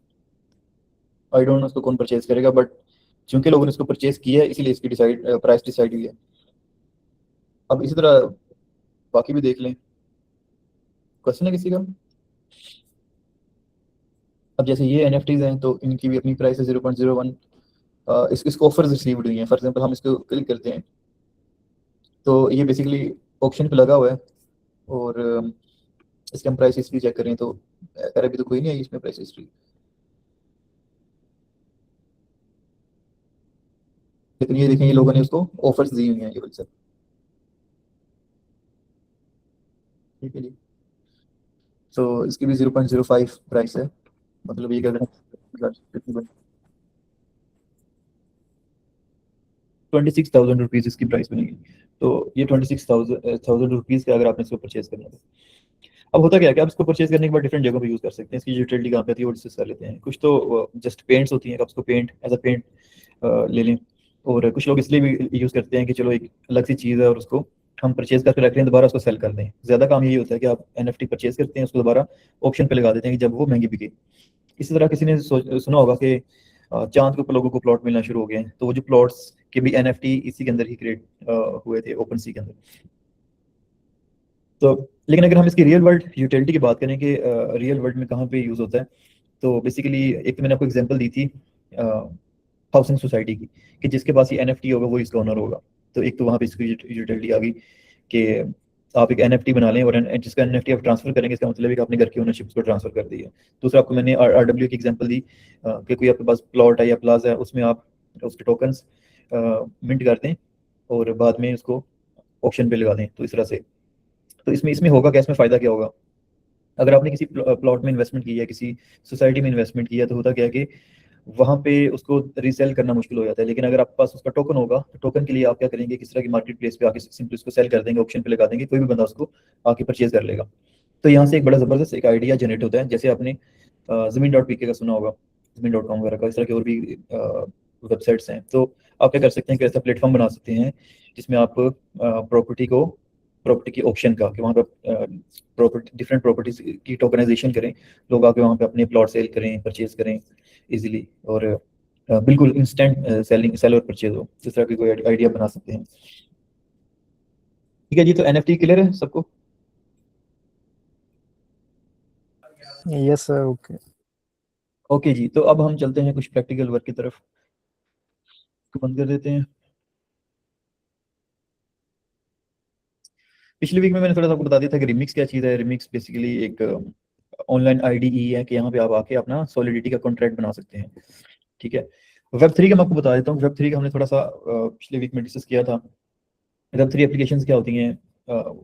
Web1 में क्या होता है कि आप डेटा को सिर्फ रीड कर सकते हैं। Web 2.0 में क्या होता है कि आप डेटा, अपना कोई भी डेटा राइट भी कर सकते हैं, रीड भी कर सकते हैं, जैसे फेसबुक वगैरह होगी। Web 3.0 क्या होती है कि जहाँ पे आप डेटा रीड और राइट भी कर सकते हैं, लेकिन डेटा की फाइनल अथॉरिटी भी आपके पास होती है। मतलब आप अपना डेटा चाहें तो डिलीट कर दें, चाहें तो एक कागज़ पे लिख के कहीं पे सेव कर लें, और जब वापस आप उस बैकअप को या फिर बैकअप फ्रेज को या फिर जो भी प्राइवेट की अपने पेपर पे लिखी है उसको कहीं पे रिस्टोर करेंगे तो आपका सारे का सारा डेटा या फंड्स वहाँ पे रिस्टोर हो जाएंगे। तो उसको भी सेंट्रल अथॉरिटी जो है वो कंट्रोल नहीं कर रही। तो ये आपका Web 3.0 है।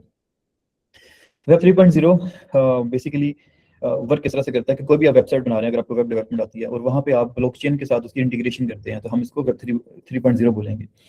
सही है। तो आज हम कोशिश करेंगे कि Web 3.0 के साथ इस हेलो वर्ल्ड कॉन्ट्रैक्ट को बनाएं। इसके लिए आपने एक लाइब्रेरी यूज़ करनी है, हार्ड हैट, ठीक है। तो हम हार्ड हैट का भी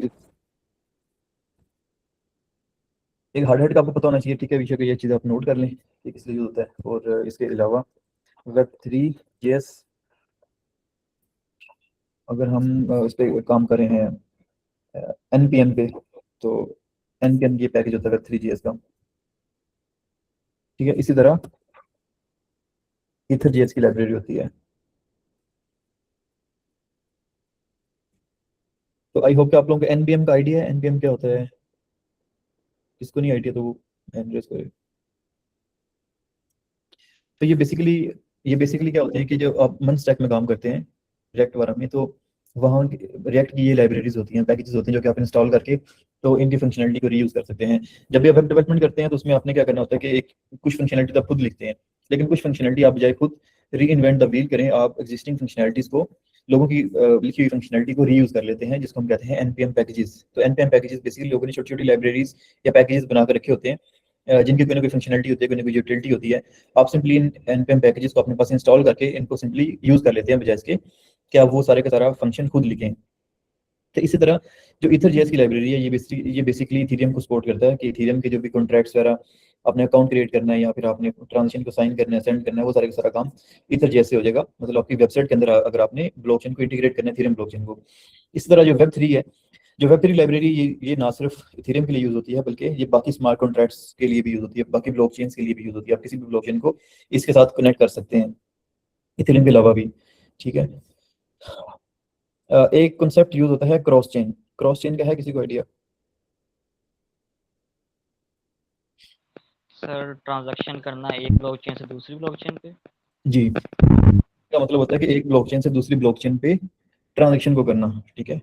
तो फॉर एग्जांपल आपका USDT जो है वो इथेरियम ब्लॉकचेन पे है, और आप उसको सेंड करना चाह रहे हैं बाइनेंस ब्लॉकचेन पे, तो उसके लिए फिर क्या करना होता है हमें, उसको हम कहते हैं क्रॉस चेन। क्रॉस चेन को परफॉर्म करने के लिए, इस फंक्शनलिटी को परफॉर्म करने के लिए हमें ब्रिजिंग करनी पड़ती है, ठीक है। तो ब्रिजिंग क्या होती है बेसिकली, जो कि एक कनेक्शन होता है बिटवीन डिफरेंट ब्लॉकचेन्स। तो उसी के लिए फिर हम Web3 भी यूज करते हैं, और भी इसकी टेक्निक्स होती हैं। कोई बता सकता है कि देखें, जो भी ब्लॉकचेन होती है वो एक अलग ब्लॉकचेन है, ठीक है। एक ब्लॉकचेन का दूसरी ब्लॉकचेन से कोई कनेक्शन नहीं है, बीच में कोई बिल्कुल दोनों डिस्कनेक्टेड है। तो एक कौन सा तरीका हो सकता है कि हम एक ब्लॉकचेन के फंड्स दूसरी ब्लॉकचेन पे ट्रांसफर कर लें? कोई बता सकता है? मिंट एंड बर्न, लाइक एक ब्लॉकचेन पे बर्न किया और दूसरी ब्लॉकचेन मिंट कर दिया। कोई और?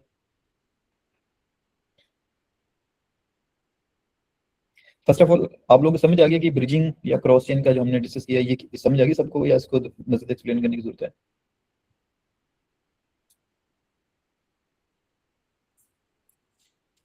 अच्छा जी, तो अभी किसने बताया कि ब्रिजिंग के लिए हमें मिंट और बर्न का की टेक्निक यूज करनी पड़ती है? तो मिंट और बर्न क्या होता है वो थोड़ा सा मैं एक्सप्लेन कर देता हूँ।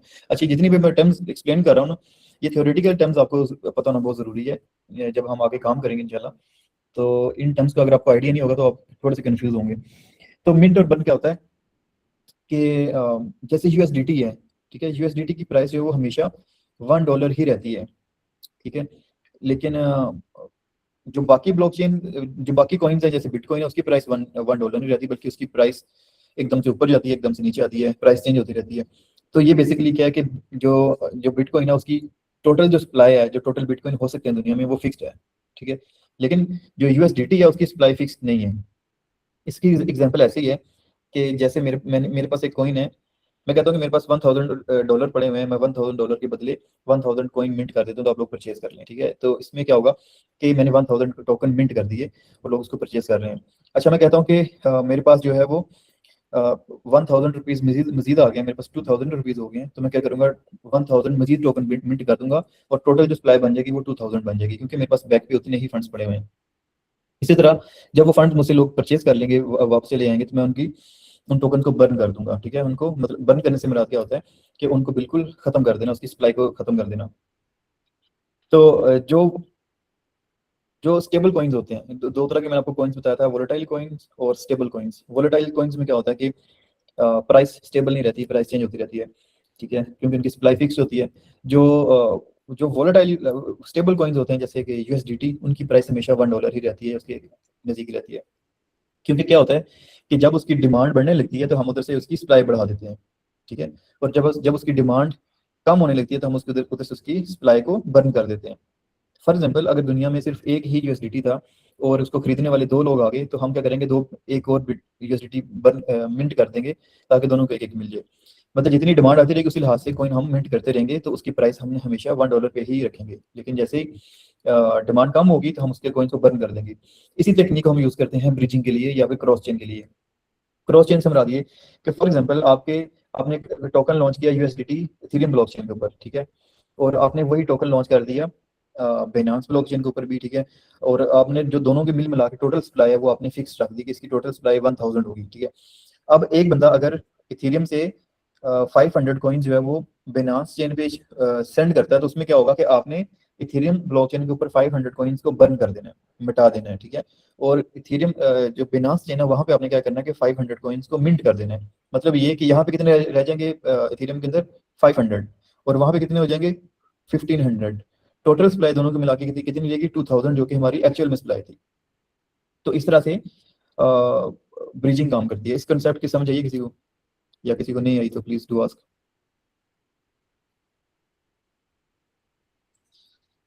ठीक है जी। अब इसके बाद एक लास्ट चीज आती है RPC URL. RPC URL basically क्या होता है कि यहाँ पे भी देखें आपने, आप देख रहे होंगे कि JSON RPC API. RPC URL क्या होता है कि जब भी आपने किसी ब्लॉकचेन के साथ इंटरेक्शन करनी होती है, अपनी एप्लीकेशन को, वेब एप्लीकेशन को कनेक्ट करना होता है, तो आपके पास उस ब्लॉकचेन की एक्सेस होनी चाहिए। अब एक्सेस क्या होगी, उस ब्लॉकचेन के सर्वर का कोई ना कोई आरपीसी यूआरएल, ठीक है। तो वो जो आरपीसी यूआरएल है वो आपके पास होना चाहिए उस सर्वर का, उसके साथ ही आप उस ब्लॉकचेन के साथ कम्युनिकेट कर सकते हैं।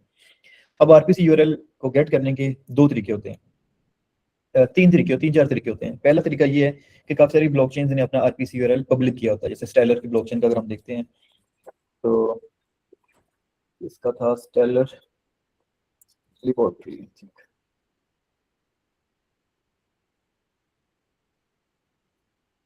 अच्छा जी, तो ये स्टेलर लिबर्टी है। स्टेलर लिबर्टी में क्या होता है कि आपके पास टेस्टनेट का यूआरएल भी आ रहा है और मेन नेट भी आ रहा है, ठीक है। तो अगर आप देखें कि यहाँ पे आरपीसी यूआरएल,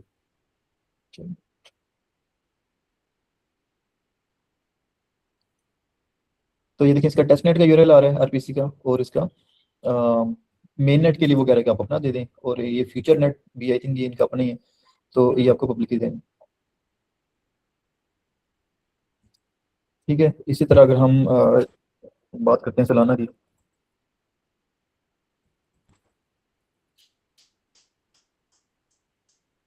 तो सोलाना का भी आरपीसी यूआरएल आपको कहीं ना कहीं से पब्लिक मिल जाएगा। लेकिन अगर हम बात करें कि और क्या तरीके हैं, एक तो कुछ ब्लॉकचेन के आरपीसी यूआरएल आपको पब्लिक मिल जाएंगे, आप उनको यूज कर सकते हैं। इसमें ज्यादातर प्रूफ ऑफ स्टेक की ही वेबसाइट ब्लॉकचेन होती हैं। लेकिन कुछ ब्लॉकचेन के लिए आपको अपना सर्वर डेडिकेट करना पड़ता है, ठीक है। अपना सर्वर से मुराद ये कि आप अपना एक नोड रन करेंगे उस ब्लॉकचेन का। जब उस नोड को आप उस ब्लॉकचेन से कनेक्ट करेंगे तो उस सर्वर का जो यूआरएल होगा, उसका आईपी एड्रेस होगा, वो आपका आरपीसी यूआरएल बन जाएगा, तो आप उसको यूज कर सकते हैं। लेकिन उसके अलावा क्योंकि सर्वर को होस्ट करना, एक डेडिकेटेड सर्वर को होस्ट करना, उसको ब्लॉकचेन के साथ कनेक्ट करना काफी एक्सपेंसिव होता है और हर बंदा इसको अफोर्ड नहीं कर पाता। ये वही वही लोग करते हैं जो कि या तो माइनिंग करते हैं या फिर उनको इस बात पे कंसर्न होता है कि हमारा प्राइवेट सर्वर हो, हम हमारा डेटा जो है वो सिक्योर रहे। तो लेकिन उसके अलावा अगर आप लोग डेवलपमेंट कर रहे हैं तो आप लोग किसी ना किसी पब्लिक चेन से भी उसको ले सकते हैं। पब्लिक प्रोवाइडर, थर्ड पार्टी जो होस्टिंग वेबसाइट्स होती हैं, वहां से भी आप आरपीसी यूआरएल ले सकते हैं। अब जैसे इसके लिए आरपीसी यूआरएल के लिए कुछ वेबसाइट होती हैं, अल्केमी,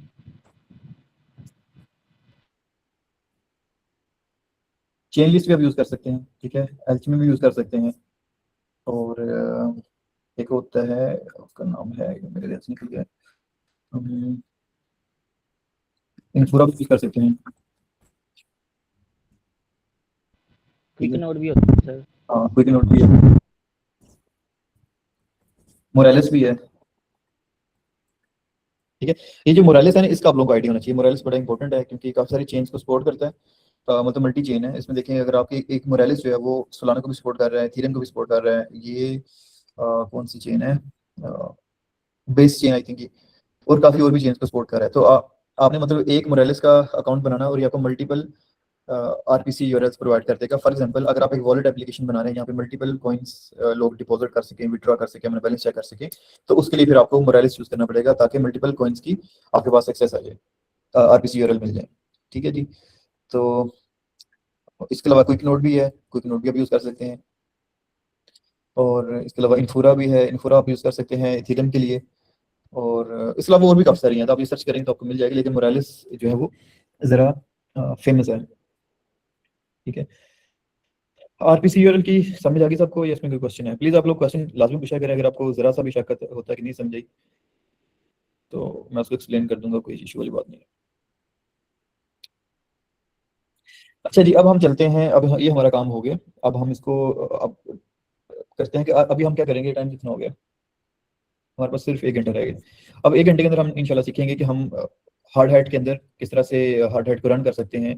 बेसिकली होता क्या है कि मैंने आपको पहले पिछले वीक बताया था कि 2-3 तरह के आप ब्लॉकचेन यूज़ कर सकते हैं एक्चुअल में। कि फर्स्ट ऑफ ऑल ये कि आपके पास मेन नेट की ब्लॉकचेन है, जो कि मेन नेट पे है, जहाँ पे एक्चुअल में ट्रांजेक्शंस हो रही हैं, एक्चुअल में फंड्स हैं, रियल फंड्स हैं। तो वहाँ पे आप डेवलपमेंट नहीं कर सकते। वहाँ पे डेवलपमेंट अगर आप करेंगे तो आपको बहुत ज़्यादा कॉस्ट पे करनी पड़ेगी in the form of gas fees. तो दूसरा होता है testnet. Testnet basically क्या होता है, उसको हम स्टेजिंग भी कह सकते हैं। टेस्ट नेट क्या होता है कि जब आप टेस्ट नेट के फंड्स भी लिमिटेड होते हैं, कि फॉर एग्जांपल आप इथेरियम टेस्ट नेट के साथ अगर कनेक्टेड हैं, वहाँ पे आप कोई एप्लीकेशन डेवलप कर रहे हैं, उसकी टेस्टिंग कर रहे हैं, तो उसके लिए भी आपको फ्यूसेट चाहिए होते हैं। फ्यूसेट्स क्या है सबको आइडिया फ्यूसेट्स क्या होते हैं? फ्यूसेट्स बेसिकली फ्री फंड्स होते हैं। आप अपना टोकन का एड्रेस देते हैं और वो आपको फ्री में टेस्ट कोइन सेंड कर देते हैं, ताकि आप उसको यूज़ करके अपनी एप्लीकेशन को डेवलप कर सकें। लेकिन वो भी बड़े लिमिटेड से होते हैं, वो इतने ज़्यादा नहीं होते कि आप उसको बहुत ज़्यादा यूज़ कर सकें। तो फ्यूचर्स भी आपको फ्री में, जैसे इथेरियम है तो इथेरियम की शायद 0.005 ईथ मिलेंगे आपको, तो वो भी इनफ नहीं होते टेस्टिंग के लिए। लेकिन ये फंड्स हम तब यूज़ करते हैं जब हमने इस प्रोडक्ट को स्टेजिंग पे लेके जाना हो। मतलब ये कि या तो क्लाइंट को इसकी टेस्टिंग करवानी हो कि हमने ये चीज़ बना ली है और हमने इसको स्टेजिंग के ऊपर डिप्लॉय कर दी है, फॉर एग्जांपल staging.google.com xyz.com, उसके ऊपर हमने डिप्लॉय कर दी और साथ हमने क्लाइंट को बोला कि आपके वॉलेट में हम इतने टेस्ट नेट के फंड्स सेंड कर देते हैं, हम उसको टेस्ट कर लें। तो वो लिमिटेड फंड्स होते हैं just for 1 or 2 times of testing, तो आप उसको यूज़ कर सकते हैं। लेकिन अगर आपने ड्यूरिंग डेवलपमेंट, क्योंकि आपको बहुत ज़्यादा ट्रांजेक्शन करनी पड़ती हैं, बहुत ज़्यादा फंड्स ज़ाया होते हैं, तो वहाँ पे आप ये रिस्क नहीं ले सकते कि या तो फ्यूसेट आपके पास हो या फिर मेन नेट के फंड्स हों, क्योंकि फ्यूसेट जो है वो भी आपको 24 आवर्स के बाद ही आपको मजीद फंड्स देते हैं। आप 24 आवर में सिर्फ एक मरतबा फ्यूसेट्स को क्लेम कर सकते हैं। तो इसके लिए आपको एक लोकल होस्ट का भी कोई ना कोई सिस्टम होना चाहिए, जिसकी हम हार्ड हैट कह रहे हैं। तो हार्ड हैट के साथ बेसिकली आप अपनी लोकल ब्लॉकचेन रन कर लेते हैं और वो आपको 100+ इथेरियम और मल्टीपल एड्रेसेस दे देते हैं, हम उनको यूज़ कर सकते हैं। लेकिन वो सिर्फ आपके सिस्टम की हद तक होंगे, जैसे आप उसको एप्लीकेशन को लाइव करेंगे तो फिर वो काम नहीं करेगा। ठीक है, तो अब हम लोकल एक छोटी सी ब्लॉकचेन रन करके हार्ड हैट के साथ, और उसके साथ हम एक वेब 3 की एप्लीकेशन बनाएंगे और उसमें हम हेलो वर्ल्ड को लिखेंगे भी और रीड भी करेंगे। ठीक है जी, यहाँ तक क्लियर है? Are we on same page? Foundry करेंगे, सॉरी, फाउंड्री फ्रेमवर्क जैसे हार्ड हैट है, अच्छा इसमें वो भी फाउंड्री का करेंगे। भी नहीं, फिलहाल हम हार्ड हैट के साथ चलेंगे। हम एक ही साथ करेंगे, बाकी फिर आप लोग खुद एक्सप्लोर करेंगे। अच्छा जी, अब जिन लोगों को बिल्कुल ब्लॉकचेन नहीं आती, उनके लिए है कि हम देखिए, आज के दौर में जब एआई है, तो एआई के दौर में आप कोई भी काम कर सकते हैं। आप जरूरी नहीं कि आप ब्लॉकचेन के डेवलपर हों, तो आप तभी ब्लॉकचेन लिख सकते हैं। जितने आपको मैंने कंसेप्ट बता दिए, अगर आपको ये थ्योरेटिकल चीज़ों का आइडिया हो गया है, तो कोड लिखना आपके लिए मुश्किल नहीं होना चाहिए। क्यों? क्योंकि देयर वाज अ टाइम कि जब हम ERC-20 कॉन्ट्रैक्ट को लिखने के लिए भी महीना महीना जो है उस पर वर्क करते थे, और फिर भी वो चीज़ मैच्योर नहीं होती थी, फिर उसके ऑर्डर्स होते थे और क्लाइंट भी अच्छा खासा उसका पे करता था, 10,000 20,000 30,000 एक ERC-20 के लिए। लेकिन आज के दौर में अगर हमने ERC-20 कॉन्ट्रैक्ट लिखना हो, तो वो कैसे लिख सकते हैं? राइट, ERC-20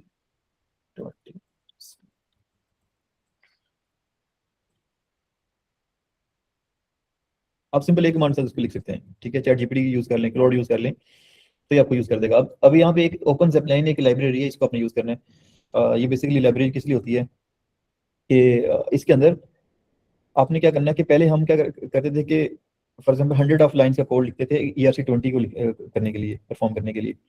लेकिन हर ERC-20 में कॉमन फंक्शंस होते हैं, वो बार बार आपको लिखने पड़ते हैं। इसलिए हम इस तरह की लाइब्रेरीज अब आ गई हैं ओपन ज़ेपलाइन के। वो क्या करते हैं, इसमें जो बेसिक फंक्शनलिटी होती है ERC-20 की, वो ऑलरेडी रिटन होती है। ठीक है, आपने सिंपल इस लाइब्रेरी को इंपोर्ट करना है, और जैसे ही ये कंस्ट्रक्टर है, कंस्ट्रक्टर के अंदर आपने सिंपल बता दिया कि भाई मेरे टोकन का नाम है डेफी टोकन। ठीक है, उसकी शॉर्ट फॉर्म है डेफी, और इसकी इनिशियल सप्लाई कितनी होगी ये हम कंस्ट्रक्टर में बता रहे हैं।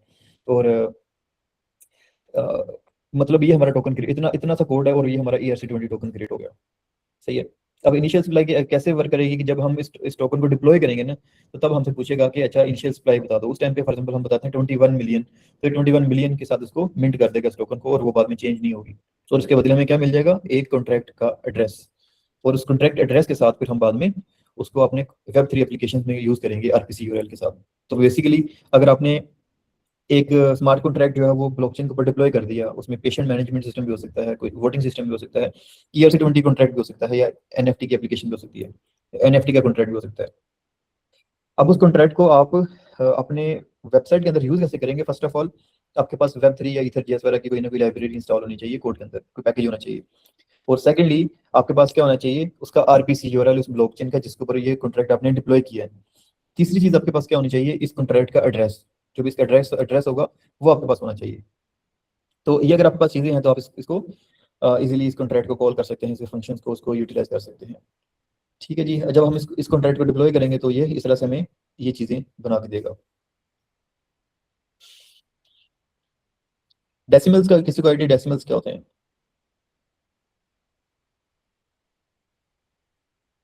और वैल्यूज जो पॉइंट्स में आ रहे हैं, नंबर्स पॉइंट्स 10 100 नॉट जी, तो बेसिकली डेसिमल्स क्या होते हैं कि डॉट के बाद आपके पास कितनी आगे तक नंबर जा सकते हैं। तो 18 डेसिमल्स का मतलब ये है कि 18 जीरो आफ्टर डॉट जो है वो इतनी सी वैल्यू हो सकती है। तो ब्लॉकचेन के अंदर हमने, क्योंकि प्रिसाइज वैल्यू हमें चाहिए होती है, हमें राउंड वैल्यू नहीं चाहिए होती। फॉर एग्जांपल अगर कोई शख्स कहता है कि मैंने 0 या 1.9999 यूएसडी किसी को सेंड करते हैं, तो हम हमारा जो कोड है वो ऑटोमेटिकली उसको राउंड कर देता है, मतलब उसको 2 कर देगा। ठीक है, लेकिन ब्लॉकचेन के अंदर हमने प्रिसाइज वैल्यू सेट करनी होती है। फॉर एग्जांपल अगर 1.9 अगर किसी ने 1.999 अगर किसी ने इथेरियम सेंड करने किसी को, तो हम उसको सबसे पहले कन्वर्ट करेंगे डेसिमल्स के अंदर, कि उसकी डेसिमल की वैल्यू क्या बनेंगे, मल्टीप्लाई बाय 18 कर देंगे उसको। ठीक है, उसके बाद फिर हम मतलब उसके साथ हम 18 जीरो लगा देंगे। ठीक है, उस वैल्यू को फिर हम आगे ट्रांसफर करेंगे विदाउट उसमें डेसिमल, मतलब उसमें डॉट खत्म हो जाएगा। तो जो रिसीवर साइड है वहाँ पे दोबारा आके उसको हमें डेसिमल में रीडेबल वैल्यू में कन्वर्ट करना पड़ेगा। जैसे कि जो भी वैल्यू होगी x डॉट मैथ पावर, और उसमें 18 लिख देंगे तो वो हमें वापस कन्वर्ट कर देगा। या फिर इसके अंदर अपने फंक्शन होते हैं Ether.js के अंदर या Web3.js के अंदर उसको वापस कन्वर्ट करने के लिए। और अब देखिए कॉन्ट्रैक्ट तो हमने इतना सा लिखा है ये वाला, लेकिन इसके अंदर कुछ फंक्शंस हैं जो कि बिल्ट इन है, जो कि हमें ओपन प्लान से मिले हैं। तो मतलब ये नहीं कि हमारे पास सिर्फ एक ही फंक्शन है, इसके अंदर बहुत सारे फंक्शन हैं जो कि स्टैंडर्ड फंक्शन है ERC20 के, जिसको हम इस तरह से कॉल कर सकते हैं। जैसे डॉट टोटल सप्लाई करेंगे तो टोटल सप्लाई आ जाएगी, बैलेंस ऑफ करेंगे तो उसमें जो भी एड्रेस पास करेंगे उसका हमें बैलेंस मिल जाएगा, और ट्रांसफर करेंगे तो किस एड्रेस को ट्रांसफर करने हैं आपने, कितनी अमाउंट ट्रांसफर करनी है, और इस तरह अलाउंस अप्रूवल ट्रांसफर, ये स्टैंडर्ड फंक्शन है हमारे पास। अच्छा जी, अब आते हैं कोड के अंदर। ये बिल्कुल एम्प्टी प्रोजेक्ट है, इस प्रोजेक्ट को मैंने ओपन कर लिया। एक एम्प्टी फोल्डर को क्रिएट ओपन कर लेते हैं। फॉर एग्जांपल यहाँ से ब्लॉकचेन का फोल्डर ओपन कर लिया। ठीक है जी, ये बिल्कुल खाली फोल्डर है। अच्छा, तो यहाँ पे अब हमें चाहिए एक बेसिक सा smart contract, hello world contract. First of all हम उसको हार्ड हैट के साथ ब्लॉकचेन के साथ रन करेंगे, ताकि हमें उसको हम लोकल होस्ट पे डिप्लॉय कर लें कॉन्ट्रैक्ट को, हमारे पास उसका कॉन्ट्रैक्ट एड्रेस आ जाए, और उसके बाद फिर हम उसको वेब3 एप्लीकेशन में यूज भी करेंगे। लेकिन ये सारे का सारा काम जो है वो हम मैनुअली नहीं करेंगे, ये इसको हम एआई से ही करवाएंगे। तो जैसा कि मैं स्टार्ट में आप लोगों को बता रहा था कि आज के दौर में कोई एप्लीकेशन बनाना मुश्किल नहीं है, आपको सिर्फ उसका तरीका आना चाहिए या इन टूल्स का एक्सपोजर होना चाहिए कि इसको यूज कैसे करना है। तो खैर सिंपली इसको मैं बोलता हूँ कि I need to create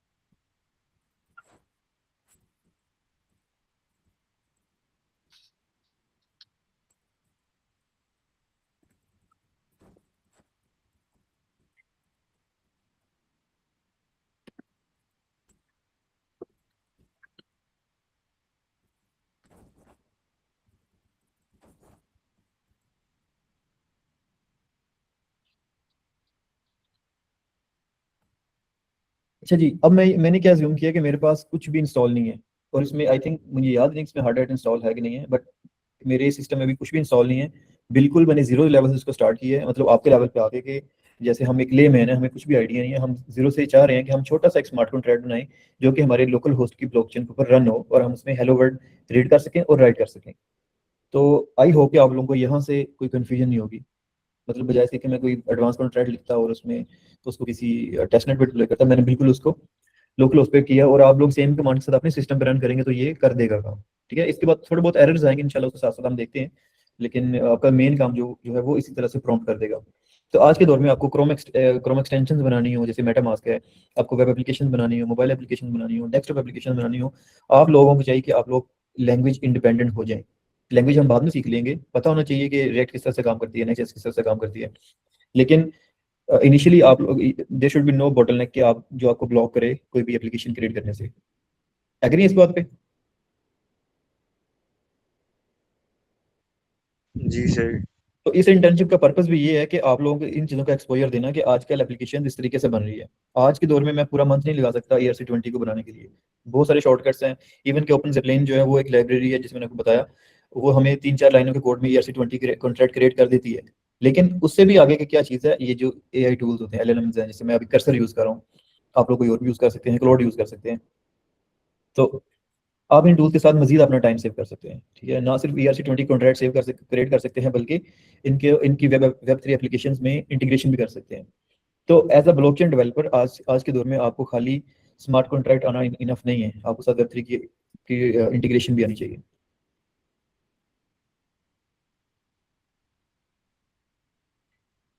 meanwhile जब तक ये बन रहा है, प्लीज आप लोग कोई क्वेश्चन है पूछ लें, कोई चीज़ आप लोग डिस्कस करना चाहें तो सर मार्केट में ये एक्सेप्टेबल है? बिल्कुल एक्सेप्टेबल है। आजकल तो कंपनी इसी तरीके से अपना टाइम सेव कर रही है। देखें पता क्या, देखें आपको LLM भी सही यूज करना आना चाहिए, आपकी प्रॉम्प्ट इंजीनियरिंग भी एक अलग से एक स्किल है। अभी तो मैंने इसको बिल्कुल एक सिंपल सा कॉन्ट्रैक्ट प्रॉम्प्ट देख तो स्टार्ट कर दिया है, बट इसको मेच्योर करने का भी एक तरीका है। इसको आप किस तरह से फेजेस में डिवाइड कर सकते हैं, इसमें फिर आप स्किल्स ऐड कर सकते हैं। तो प्रॉम्प्ट इंजीनियरिंग एक अलग से प्रॉपर टेक्निक है जिसका आपको आइडिया होना चाहिए कि आपने एक्चुअल में प्रोडक्शन रेडी और स्केलेबल एप्लीकेशंस कैसे डेवलप करनी है। सिर्फ इतने से कोड से आप एक प्रोडक्शन रेडी एप्लीकेशन नहीं बना सकते। इसके बाद फिर आपको बाकी चीज़ों का भी आइडिया होना चाहिए ना, एक्सपोजर होना चाहिए कि को अगर आप रिएक्ट नेक्स्ट जेएस में फॉर एग्जांपल काम करें, रिएक्ट में काम करें, तो रिएक्ट के अपने कंपोनेंट्स या अपनी लाइब्रेरीज क्या होती हैं।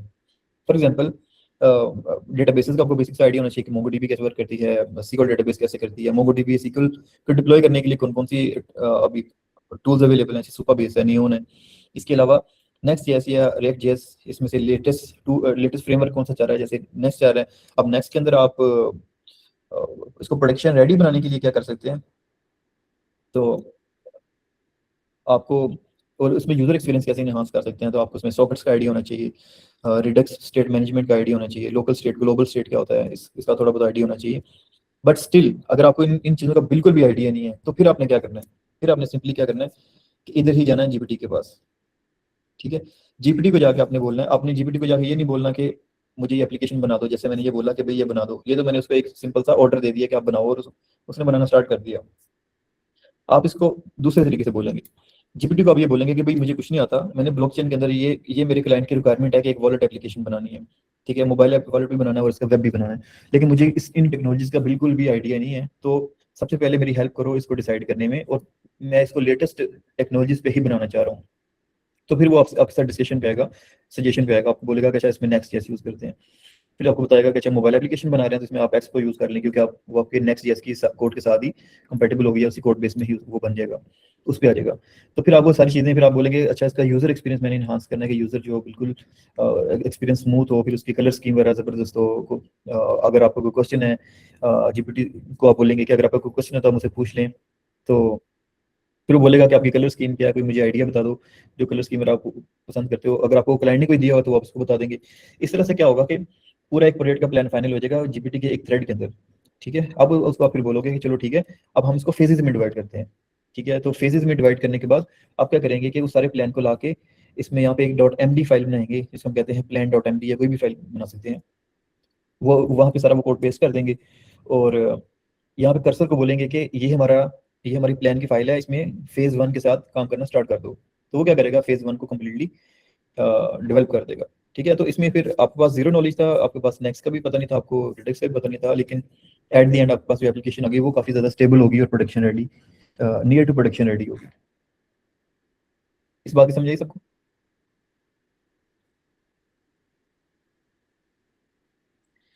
ठीक है जी। अच्छा, अब देखें कि इसने क्या किया कि Hardhat 3 is setup, hello world contract compiled tested and deployed on the.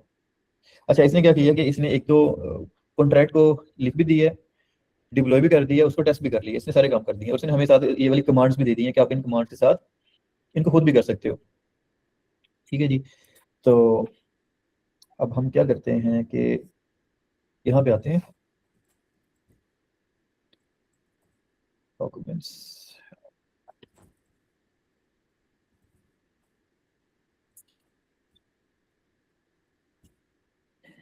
अच्छा जी, हम उस ब्लॉकचेन के फोल्डर में आ गए जहाँ पे हमारा ये प्रोजेक्ट पड़ा हुआ है, तो सबसे पहले हम इसको इस कमांड के साथ करते हैं कंपाइल। कंपाइल का मतलब क्या होता है कि आपने कोड को एक मरतबा देख लें कि इसमें कोई एरर वगैरह कोई मसला मसाइल तो नहीं है। वो कह रहा है कि compile one solidity file with this. अच्छा जी, अब हम दोबारा करते हैं इसको, टेस्ट करते हैं। अब ये जो टेस्ट टेस्ट क्या चीज़ है, ये बेसिकली यूनिट टेस्टिंग होती है। जो डेवलपर्स होते हैं, डेवलपर्स तो अक्सर यही करते हैं कि बस ठीक है, जो भी जो कि रिक्वायरमेंट आई, अगर आपने लॉगिन का पेज बनाना है तो आपने सिंपल उसका डिजाइन के मुताबिक बना दिया और उसको दे दिया, तो डेट्स इनफ। लेकिन यूनिट टेस्टिंग भी आपको पता होना चाहिए कि यूनिट टेस्टिंग क्या होती है, कि आपने डेवलपर लेवल पे अपने फंक्शंस को टेस्ट करना है, अपने अपने तौर पे उस पूरी फंक्शनलिटी को भी टेस्ट करना होता है, तो हम उसको यूनिट टेस्टिंग कहते हैं। तो उसके लिए ऑटोमेटिक फंक्शंस होते हैं, कुछ लाइब्रेरीज होती हैं जो कभी यूज़ कर सकते हैं। जी नुमान। सर थोड़ा जूम इन कर दें या फ़ॉन्ट बड़ा कर दें सर, नज़र मुश्किल से ही आ रही है। जूम कर दूं? जूम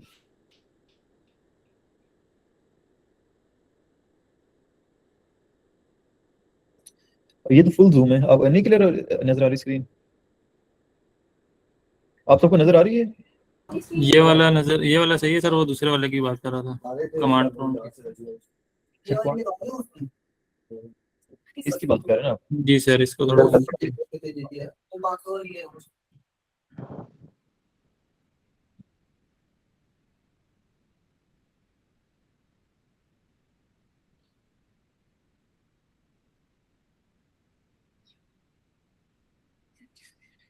तो देखना पड़ेगा कहाँ से जूम होगा। ठीक है, सर कंट्रोल प्लस करें शायद but. Yes sir, thank you, सही हो गया। ओके जी। ये जो कमांड हमें उसने कर्सर ने बताई है ना, हम सिंपल उन कमांड को रन करके इसको कर रहे हैं। अच्छा, टेस्ट हमने कर लिया, अब हम इसको डिप्लॉय कर लेते हैं। npm run deploy। अब देखिए, हमने इसको डिप्लॉय किया है ना, तो साथ उसने बता दिया कि आपका कॉन्ट्रैक्ट डिप्लॉय हो गया हेलो वर्ल्ड, और इसका ये उसका कॉन्ट्रैक्ट का एड्रेस है। सही है। और इनिशियल मैसेज इसका हेलो वर्ल्ड है, अपडेटेड मैसेज जो है वह सेट मैसेज है, और updated message hello world from hard head. उसने तीनों को सेट कर दिया, कि इनिशियल मैसेज सेट कर दिया, अब मैसेज को अपडेट भी कर दिया हेलो फ्रॉम हार्ड हेड। ठीक है, और रीड भी कर दिया उसको।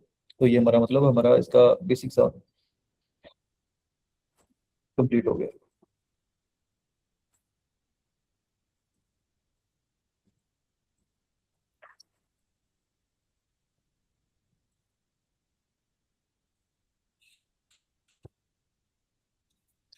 ठीक है जी, और ये हमारा डिप्लॉय हो गया।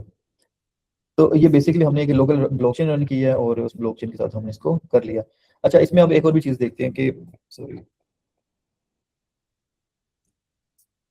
साइड पर कर देते हैं।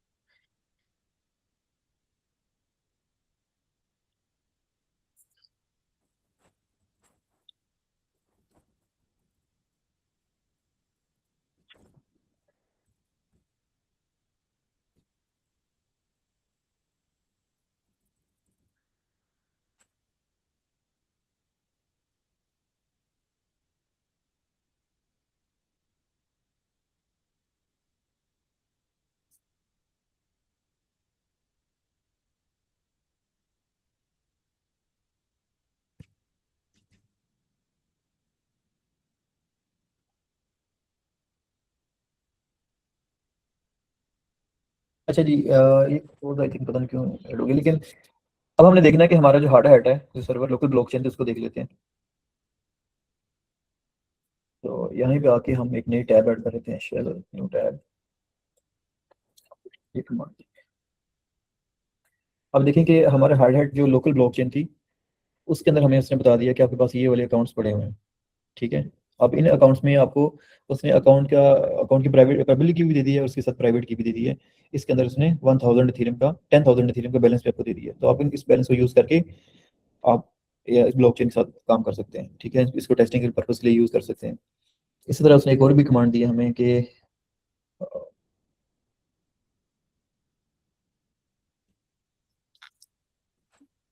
एक और हम यहाँ पे कंसोल ओपन कर लेते हैं, टैब ओपन कर लेते हैं।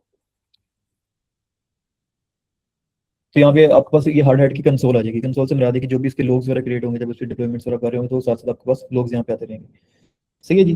तो यहाँ तक आप लोगों को क्लियर हो गया कि हमने एक ब्लॉकचेन बना ली हार्ड हैट के अंदर, हमने उस पर एक स्मार्ट कॉन्ट्रैक्ट डिप्लॉय कर दिया और हमें इस ब्लॉकचेन के जो फंड्स थे वो भी नजर आ गए कि इसमें प्राइवेट की पब्लिक की वगैरह हमारे पास आ गया। अब हम इसके अंदर नुमानी आपको वीडियो मिल जाएगी, आप उसमें से इसके ये जो है ना प्रॉम्प्ट वगैरह ले लीजिएगा। मेरा पर्पज़ ये है कि आप इसको ज़रा समझें और समझने के बाद खुद अप्लाई करने की कोशिश करें। अगर फिर भी ना समझ आई तो वीडियो आपके पास होगी, आप उसमें से देख लीजिएगा। अच्छा जी, अब हम क्या करेंगे कि हम इसके साथ आप Web3 को कनेक्ट करेंगे, मतलब आप अपनी वेबसाइट के साथ कनेक्ट करेंगे और उसके अंदर इन फंक्शंस को यूज़ करेंगे। अब इसी के अंदर हम एक कमांड देते हैं, नाउ लेट्स क्रिएट next.js।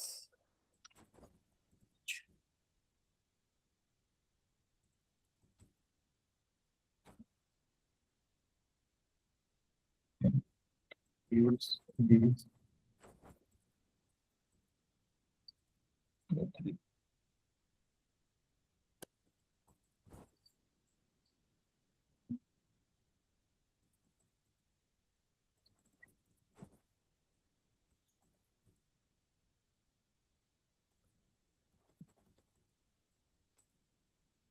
पहले मैंने बेसिक से एक कमांड दे दी है। मेन पर्पस ये है कि इन कॉन्ट्रैक्ट्स को यूज़ करना अपनी वेब एप्लीकेशन के अंदर। तो वो कैसे यूज़ करेंगे उसको देख लेते हैं।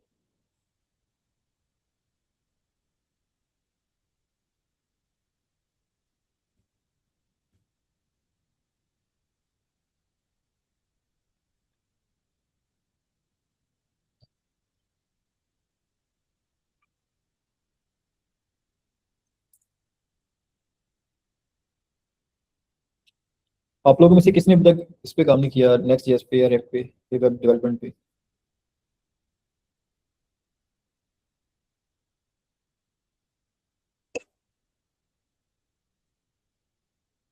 टूल्स का आइडिया कोई कैसे यूज़, कर्सर क्या होता है या वीएस कोड क्या होता है और ये एलएलएम्स कैसे काम करते हैं? यस। तो बेसिकली नेक्स्ट जेएस जो है वो फ्रेमवर्क है वेब डेवलपमेंट के लिए।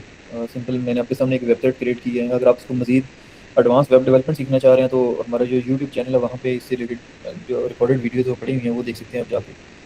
तो काफ़ी बेसिक लेवल से हमने एडवांस एप्लीकेशंस को बनाना सीखा हुआ है। और मैं आपको नेक्स्ट वीक का प्लान बता देता हूँ कि देखिए हमने इस बेसिक जो है ना वो ब्लॉकचेन तो सीख ली है कि बेसिक ब्लॉकचेन किस तरह से वर्क करती है, लोकल क्या होता है, हार्ड हैट क्या होता है और बाकी प्रोटोकॉल्स को भी देख लिया। सारा कुछ हमने तकरीबन इसमें जो आना चाहिए था वो हमने देख लिया। अब इस चीज़ पे हमने फोकस करना है कि हम कोई ना कोई ऐसा आइडिया सोचें कि हम इससे एक रियल वर्ल्ड एप्लीकेशन बनाएं। जैसे आप लोग इसमें से कोई NFT एप्लीकेशन बना लें, कोई सिंपल Web3 ERC20 कॉन्ट्रैक्ट बना लें कि आप इसमें से ERC20 कॉन्ट्रैक्ट जो उसको कनेक्ट करते हैं उसमें से लोग आपके टोकन्स को परचेज कर सकें, या और कोई भी एप्लीकेशन आप बना सकते हैं। तो आप लोगों ने कोशिश करनी है कि अब जो अपकमिंग वीक है इसके अंदर आपने कोई ना कोई आइडिया लेके आना है जिसको आप ब्लॉकचेन के अंदर बना सकें। कोई वोटिंग सिस्टम बना सकता है, कोई पेशेंट मैनेजमेंट सिस्टम बना सकता है। तो फर्स्ट ऑफ ऑल आपके पास जो टूल्स आपके पास रिक्वायर्ड है, कर्सर तो आपके पास पेड होना लाजमी है। अगर आप कर्सर पेड नहीं है आपके पास $20 पर मंथ वाला, तो फिर समझ लें कि आप अपने आप को लिमिटेड कर रहे हैं लर्निंग के अंदर। तो अगर आप इसको 1 मंथ के लिए भी पेड करवाना चाहें तो दैट वुड बी ग्रेट। मतलब अगर आप इसको सिर्फ 1 मंथ के लिए इसके ऊपर स्पेंडिंग करना चाहें, लेकिन जो नेक्स्ट हमारी प्रोजेक्ट स्टार्ट होगा और जब आप आइडिया डिसाइड करेंगे और उस आइडिया को बनाने में इंशाल्लाह मैं आपको मेंटरशिप प्रोवाइड करूँगा, पूरी सपोर्ट करूँगा टेक्निकली, और आपको गाइड करूँगा कि किस तरह से इसको बनाना है, नेक्स्ट चीज़ों को कैसे लेके चलना है। तो उसके लिए आपके पास कर्सर होना ज़रूरी है। इससे रिलेटेड कोई क्वेश्चन है किसी का या कोई कंसर्न है तो प्लीज़ डिस्कस कर लें। सर अगर कर्सर के अलावा कोई और जैसे क्लाउड है या एंटी ग्रेविटी या पेड हो, लेकिन हो पेड ही, उसमें भी बाकी सारे मॉडल अवेलेबल होते हैं, जेमिनी या ओपस ये सब में तो। बिल्कुल ठीक है, कोई मसला नहीं, आप वो कोई भी यूज़ कर सकते हैं, एंटी ग्रेविटी यूज़ कर सकते हैं, क्लाउड यूज़ कर सकते हैं, कोडेक्स यूज़ कर सकते हैं। कर्सर मैं इसलिए बता रहा हूँ कि ये ज़रा ईजी है सबके लिए यूज़ करना, और इसकी लिमिट काफ़ी होती है क्योंकि इसमें मल्टीपल मॉडल्स होते हैं। लेकिन इसमें ये मल्टीपल मॉडल्स हैं और इसको अगर आप ऑटो पे लगा देते हैं तो ये अपनी मर्ज़ी से मॉडल चूज़ करता है और उसको फुल मंथ आपका इजीली इसमें से ये यूज़ हो जाता है। लेकिन अगर आप क्लाउड को यूज़ करते हैं तो क्लाउड के पास लिमिटेड क्रेडिट्स होते हैं, वो आपको 3 to 4 आवर्स के लिए ब्लॉक कर देता है अगर उसकी क्रेडिट लिमिट रीच हो जाती है तो। इस तरह कोडेक्स और लेकिन अगर आपके पास कोई इस तरह का टूल अवेलेबल है जो पेड है तो आप उसको यूज़ कर सकते हैं। अगर नहीं है तो फिर आप इसको कर्सर को भी इनिशियली यूज़ कर सकते हैं। अच्छा जी, तो अब ये देखें कि हमें इसने जो है ना वो बना दिया है वेब3 की एप्लीकेशन।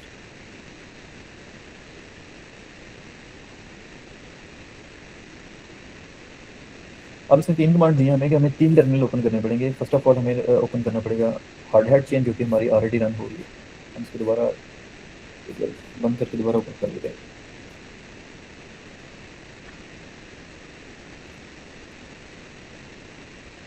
ये हमारी चेन रन हो गई है, सही है। अब उसके बाद हमने क्या काम करना था कि अपने कॉन्ट्रैक्ट को डिप्लॉय करना था। फॉर एग्जाम्पल हम इसको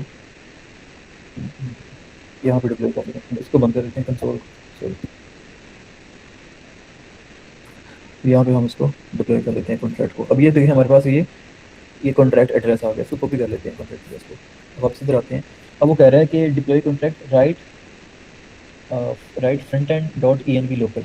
अब env लोकल के अंदर हम जाते हैं, फ्रंट एंड के अंदर env डॉट लोकल, और यहाँ पे देखिए इसने कॉन्ट्रैक्ट एड्रेस हमने पूछा है, ठीक है। इसको हम डिलीट कर देते हैं पहले वाले को और नए वाला इसका हमने डिप्लॉय किया। अब देखें इसमें हमें वो ब्लॉकचेन की आईडी भी बता रहा है और उसका पब्लिक आरपीसी यूआरएल भी बता रहा है। अब जो आरपीसी यूआरएल है ये हमारा लोकल होस्ट है। अच्छा, चेन आईडी के बारे में आपको बताना भूल गया कि हर ब्लॉकचेन की अपनी एक आईडी भी होती है। जैसे ईवीएम ब्लॉकचेन तो बहुत सारी हैं, तो हर ईवीएम ब्लॉकचेन की कोई ना कोई आईडी भी होती है। तो सिंपली आप जो भी आरपीसी यूआरएल यूज़ करेंगे तो उसके साथ आपने उस ब्लॉकचेन की आईडी भी बतानी होती है कि इसकी आईडी है। अच्छा जी, तो ये हमने इन्वायरमेंट वेरिएबल सेट कर लिया। अब इन्वायरमेंट वेरिएबल क्या होते हैं? ये फाइल बेसिकली होती है जो भी आपके पूरे प्रोजेक्ट से रिलेटेड जो भी सीक्रेट वेरिएबल्स होते हैं, जो वैल्यूज होती हैं जो कि आप चाहते हैं कि किसी एक फाइल में ही सेव हो और किसी के साथ शेयर ना हो। मतलब गिटहब पे कोड पब्लिश करते हैं तो वहाँ पे ना पूछो, तो आप उसको .env में रख सकते हैं, ठीक है। तो प्रोडक्शन की env अलग होती है और लोकल होस्ट अलग होती है। अच्छा जी, हमने सेकंड स्टेप भी कंप्लीट कर लिया। अब हम थर्ड स्टेप पे आते हैं।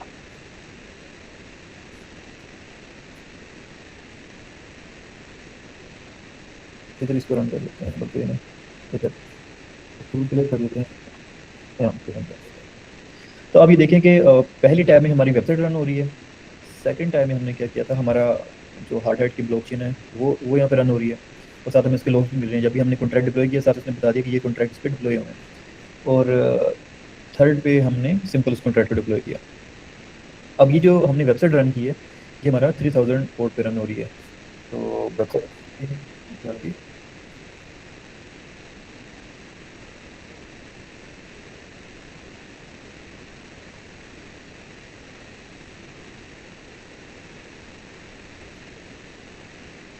अच्छा, मैंने एक मिनट स्क्रीन दोबारा आप लोगों के साथ शेयर करता हूँ। ये टूल्स और आपको शो हो रहे हैं जो कि स्क्रीन को हाइड कर रहे हैं। Just a second.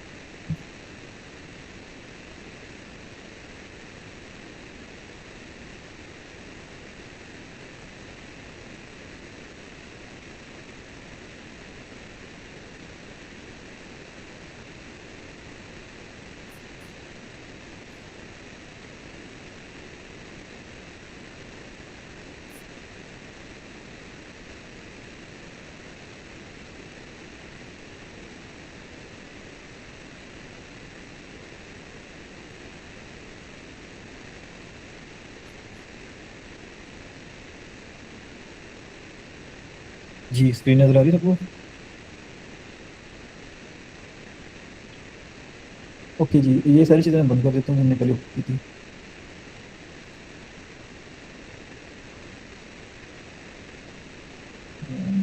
अच्छा जी, हमने अपनी जो वेबसाइट रन की है वो की है 3000 बोर्ड पे, और हम इसको यहाँ पर लाते हैं 3000 लिखेंगे।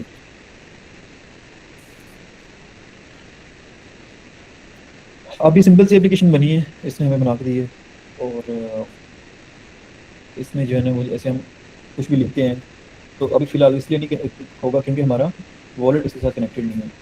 तो वॉलेट इसके साथ कैसे कनेक्ट होगा कि जो मेटामास्क है इसको मैं सबसे पहले लॉगिन करना पड़ेगा।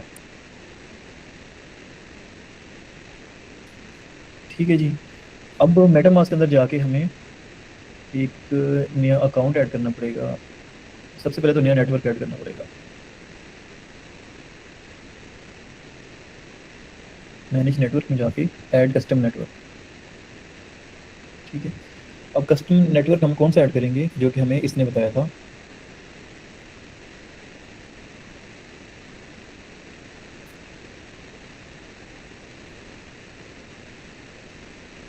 जो कि हमें इसने बताया था, ये वाला। इसने बताया कि आप एक मेटामास्क में जाके ये वाला नेटवर्क ऐड करें, लोकल होस्ट।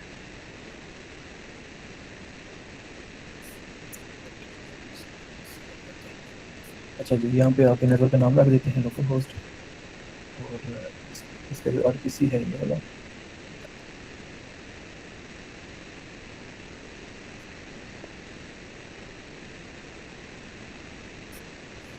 चेन ID, इस तरीके से हम कोई भी अपना प्राइवेट नेटवर्क या कस्टम नेटवर्क ऐड कर सकते हैं। और सर ये चैन आईडी कहती है। चेन ID मैंने बताया कि हर ब्लॉकचेन की अपनी एक आईडी होती है। इसे आई थिंक एथेरियम की ID 1 है, चेन ID 1 है। तो चेन ID से भी वो बेसिकली आइडेंटिफाई होता है ब्लॉकचेन जो है। सिंबल हम इसका कर देते हैं, कोई भी कोई सिंबल कर देते हैं।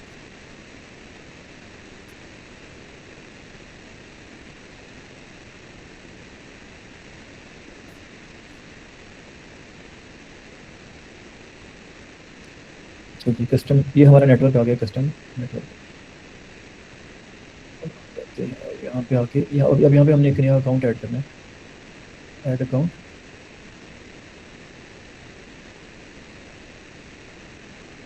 Add wallet, import an account. अब ये इंपोर्ट का अकाउंट करना पड़ेगा। इंपोर्ट कैसे करेंगे कि टर्मिनल में जाके हम जो ब्लॉकचेन रन की थी, इस ब्लॉकचेन के अंदर ये वाली प्राइवेट थी।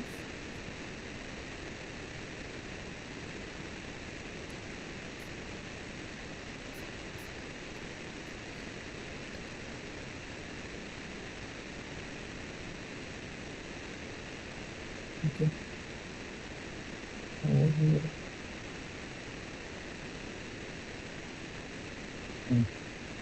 तो इस अकाउंट का अच्छा, हमारे पास अकाउंट आ गया, वो आ गया 0x5F39। अब हमने खाली प्राइवेट केसेस को इंपोर्ट किया, लेकिन देखते हैं कि इसका जो पब्लिक एड्रेस है वो सही है, 0xF39। ठीक है, सेम इसका पब्लिक एड्रेस है। ये हमारे पास आ गया। अब यहाँ से हमने इसका नेटवर्क स्विच करना है कि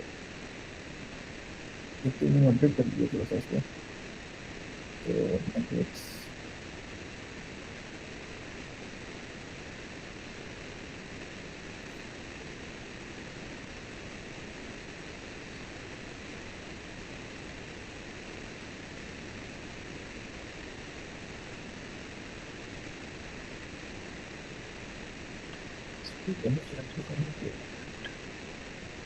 ठीक है जी।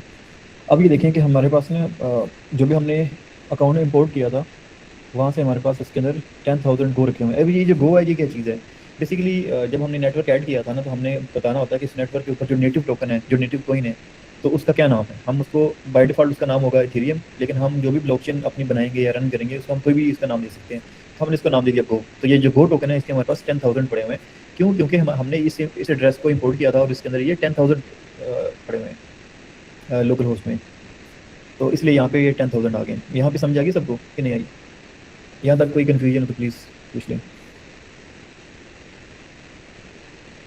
ओके जी, तो अब हम क्या करते हैं कि हमारे पास वेबसाइट रेडी है और हमने अपना कॉन्ट्रैक्ट भी डिप्लॉय कर दिया है। हमने मेटामास्क के अंदर अपना लोकल होस्ट का यूआरएल भी ऐड कर लिया, कस्टम नेटवर्क ऐड कर लिया। अब इस नेटवर्क को, इस वॉलेट को हम कनेक्ट करेंगे अपनी वेबसाइट के साथ। जैसे मैंने बताया कि जो वेब3 वॉलेट्स होते हैं वो बेसिकली क्या करते हैं एप्लीकेशंस के, हमारा जो एक्चुअल जो बैलेंस होता है वो हमारे वेब3 वॉलेट के अंदर होता है, सही है, या फिर इस प्राइवेट की के अंदर है। इस प्राइवेट की को आप पेपर पे लिख लें या फिर कहीं पे कॉपी करके पेस्ट कर लें, सेव कर लें, और जहाँ भी इसको रिस्टोर करेंगे वहाँ पे आपका सारा बैलेंस अवेलेबल हो जाएगा। तो इसके लिए एक मेटामास्क भी यूज़ होता है, मेटामास्क में इसको रिस्टोर कर सकते हैं, या फिर कोई भी XYZ वॉलेट में इसको रिस्टोर कर सकते हैं जो कि इथेरियम की ब्लॉकचेन के साथ सपोर्टेड है। अब ये जो बैलेंस है इसको हम ना सिर्फ इस हेलो लेजर की वेबसाइट के ऊपर इसको यूज़ कर सकते हैं, बल्कि कोई भी वेबसाइट हो जो कि वेब3 की एप्लीकेशन है, वहाँ पे हम अपने वॉलेट को कनेक्ट करके इसको सिंपली यूज़ कर सकते हैं। अब जैसे हम इसको कनेक्ट करते हैं, अब ये क्रोम एक्सटेंशन है, ठीक है, ये इससे कंफ्यूज होना कि ये कोई इसका पार्ट नहीं है। इनको क्रॉस करते हैं तो ये क्रोम की एक्सटेंशन ही है, इस वेबसाइट का पार्ट नहीं है, ठीक है। तो खैर इसको हमने ऑन कर लिया और कनेक्ट वॉलेट करते हैं। अब जब हमने कनेक्ट वॉलेट किया ना, तो यहाँ पे नोटिफिकेशन आ गया कि थर्ड पार्टी सॉफ्टवेयर नोटिस कि कोई आपको एक्सेस करने की कोशिश कर रहा है। मैं इसको एक्सेप्ट करता हूँ और वो कह रहा है review permission localhost 3000 is asking for your approval to use the network Hardhat local, ठीक है, वो खुद ही बता रहा है कि आपके लोकल नेटवर्क को यूज़ करना चाह रहा है। मैं इसको कनेक्ट कर दिया और ये देखें कि यहाँ पे वो एड्रेस आ गया मेरा मेटामास्क का एड्रेस। अब ये वही एड्रेस है जिसके अंदर हमारा बैलेंस पड़ा हुआ है, ये वाला 0xF39 सही है जी। तो यहाँ पे आ गया। अब हम इसमें मजीद वर्क भी कर सकते हैं, लेकिन सबसे पहले हम देखते हैं कि जो फंक्शन हमने लिखा था हेलो वर्ल्ड वाला वो वर्क करता है कि नहीं करता। तो वॉलेट हमारा कनेक्ट हो गया वेब3 का। अब यहाँ पे आते हैं, यानी कि अब ये देखिए करंट वैल्यू बता रहा है हेलो वर्ल्ड, ठीक है, इसने कॉन्ट्रैक्ट में से रीड किया, दिस इज न्यू। अब जब हम इसको करेंगे ना अपडेट करेंगे तो ये दोबारा हमें मेटामास्क के पास ही लेके जा रहा है। इसकी रीज़न क्या है, क्योंकि हम ब्लॉकचेन के ऊपर कोई ना कोई ट्रांजैक्शन करने की कोशिश कर रहे हैं। तो ब्लॉकचेन पे मैंने जैसे आपको बताया था पिछले लेक्चर में कि ब्लॉकचेन के ऊपर वैल्यू रीड करना फ्री है, लेकिन राइट करना जो फ्री नहीं है, क्योंकि जब आप वैल्यू राइट करते हैं तो ट्रांजैक्शन क्रिएट होती है। ट्रांजैक्शन किसी ना किसी माइनर ने कंफर्म करनी होती है, वेरीफाई करनी होती है, और उस माइनर को कोई ना कोई फीस चाहिए होती है। तो इसलिए जब हमने यहाँ पे हेलो वर्ल्ड इस पर लिखा तो उसने बोला कि इसके लिए आपको 0.001 गो एज अ फीस लगेगी इसकी, ठीक है। तो हमने इसको जब कंफर्म कर दिया, अब अपने एक और चीज़ भी ऑब्जर्व करनी है। यहाँ पे इसका बैलेंस पड़ा हुआ है 10,000 इथेरियम। तो हमने ये भी देखना है कि इसमें से बैलेंस कम हुआ कि नहीं हुआ आफ्टर फीस, और यहाँ पे कोई ना कोई लॉग क्रिएट हुआ कि नहीं हुआ। तो खैर हम यहाँ पे आते हैं और इस ट्रांजेक्शन को कंफर्म कर देते हैं, ठीक है जी। ट्रांजेक्शन कंफर्म हो गई हमारी, और करंट वैल्यू हमारी क्या बन गई है, दिस इज़ न्यू वैल्यू, ठीक है। इसका मतलब ये कि हमने हमारा जो कॉन्ट्रैक्ट था उसके अंदर हमने वैल्यू को अपडेट कर दिया। दोबारा यहाँ पे आते हैं, यहाँ बैलेंस चेक करते हैं। यहाँ तो खैर उसने आई थिंक उसको रिफ्रेश नहीं किया, लेकिन यहाँ पे आपको इसके इससे रिलेटेड ट्रांजेक्शन नजर आएगी दोनों पे।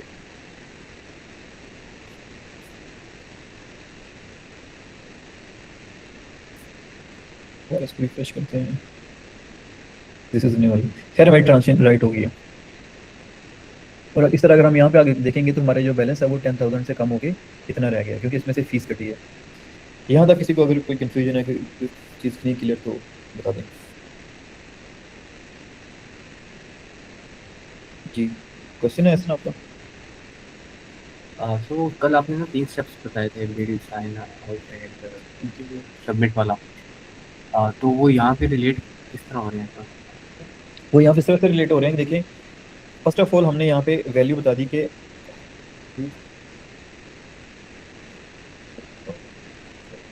अब ये देखिए, ये हमने ट्रांजेक्शन को हमने बिल्ड किया, ठीक है।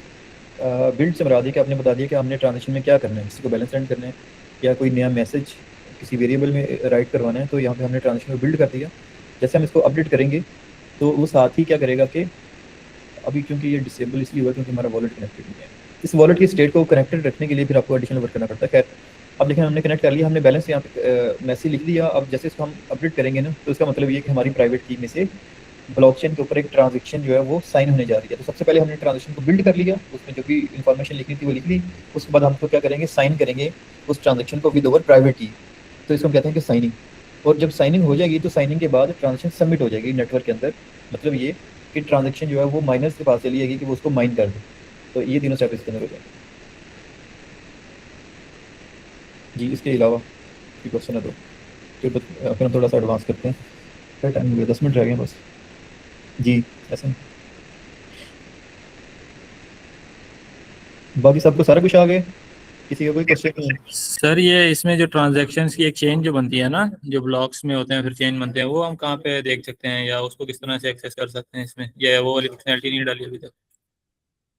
जो तो ब्लॉकचेन डिप्लॉयड होती हैं, जो लाइव होती हैं, उनके उन ब्लॉकचेन का हर एक का अपना अपना एक्सप्लोरर होता है। जैसे मैंने प्रीवियस लेक्चर में बताया था कि ईथर स्कैन जो है वो इथेरियम की ब्लॉकचेन का है, इसी तरह BSC स्कैन जो है वो बेनांस की ब्लॉकचेन का है। ठीक है, यहाँ पे उसकी ट्रांजेक्शन वगैरह देख सकते हैं। इसी तरह बिटकॉइन के तो मल्टीपल हैं, इसमें एक ब्लॉक साइफर भी है। By the way block cipher जो ये भी आरपीसी आपको देता है, इसका भी आप आरपीसी यूज कर सकते हैं फॉर डिफरेंट कॉइंस, और इसी के अंदर ब्लॉकचेन एक्सप्लोरर भी है।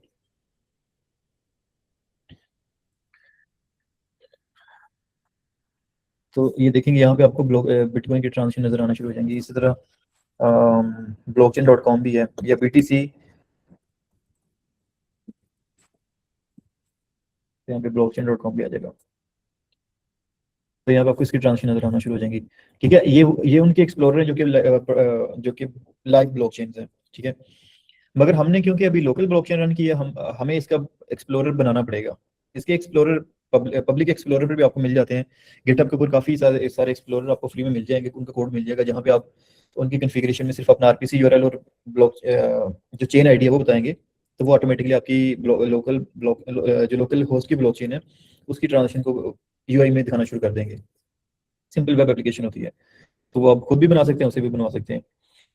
अब जैसे इसी एग्जांपल को जो आपने पूछा, इसको अगर हम थोड़ा सा करने की कोशिश करते हैं, यहाँ तक सबको क्लियर है ना? क्योंकि मैं थोड़ा सा भी एडवांस जाने लगा हूँ। अगर किसी को नहीं क्लियर, कोई चीज़ नहीं समझ आई, तो कोई मसले वाली बात नहीं है, डिस्कस कर सकते हैं, पूछ सकते हैं, एनी काइंड ऑफ क्वेश्चन। मेरा एक क्वेश्चन है। जी जी जी। सर जी इसमें हम जो है बस आरपीसी के साथ कनेक्ट करें, आरपीसी यूआरएल के साथ अपना कनेक्ट करें और फिर वहाँ पे जाके हम जो है अपने ट्रांजैक्शन देख सकते हैं, आप ये कहना चाह रहे हैं? हाँ, आपका आरपीसी यूआरएल कनेक्ट करेंगे, चेन आईडी कनेक्ट करेंगे, और वहाँ पे आपकी ट्रांजेक्शन आपको नजर आना शुरू हो जाएंगी। जो जो एक्सप्लोरर होता है बेसिकली वो एक वेब एप्लीकेशन होती है ना, उसने आपकी ब्लॉकचेन में से ट्रांजेक्शन को रीड करके जस्ट शो करवाना होता है, इसके अलावा कोई भी कुछ भी नहीं है। हम जैसे अभी इसमें एक काम करते हैं कि इसमें दो तीन चीजें थोड़ी सी एडवांस करने की कोशिश करते हैं। अब हमें ये तो समझ आ गई ब्लॉकचेन है क्या, किस तरह से बनती है, स्मार्ट कॉन्ट्रैक्ट क्या होते हैं, वो तो हमने सारा सीख लिया। वेब 3 का भी हमें पता चल गया कि वेब 3 बेसिकली क्या करती है कि लाइब्रेरीज होती हैं जो कि स्मार्ट कॉन्ट्रैक्ट्स को कनेक्ट करती हैं, और वेब एप्लीकेशन, तो वो वेब 3 एप्लीकेशन बन जाती है। और मेटामास्क यूज होता है जो कि जहाँ पे हमारा अकाउंट होता है, और उसको हम कनेक्ट करते हैं और उसको यूटिलाइज कर सकते हैं। तो ये हमें बेसिक साइज का इंट्रोडक्शन मिल गया, समझ आ गई। अब हम थोड़ी सी एडवांस चीजें करने की कोशिश करते हैं, हिट एंड ट्राई करते हैं, लेट्स सपोज। तो जैसे मैं अभी ये कहता हूँ कि ये इसको मैं बंद कर देता हूँ, हम इसी के ऊपर आते हैं और उसको कहते हैं कि देखिए यहाँ पे हमें ना हमारा बैलेंस भी शो करवा दे कि हमारा बैलेंस कितना है। ठीक है, तो इसकी कमांड दे देते हैं इसको।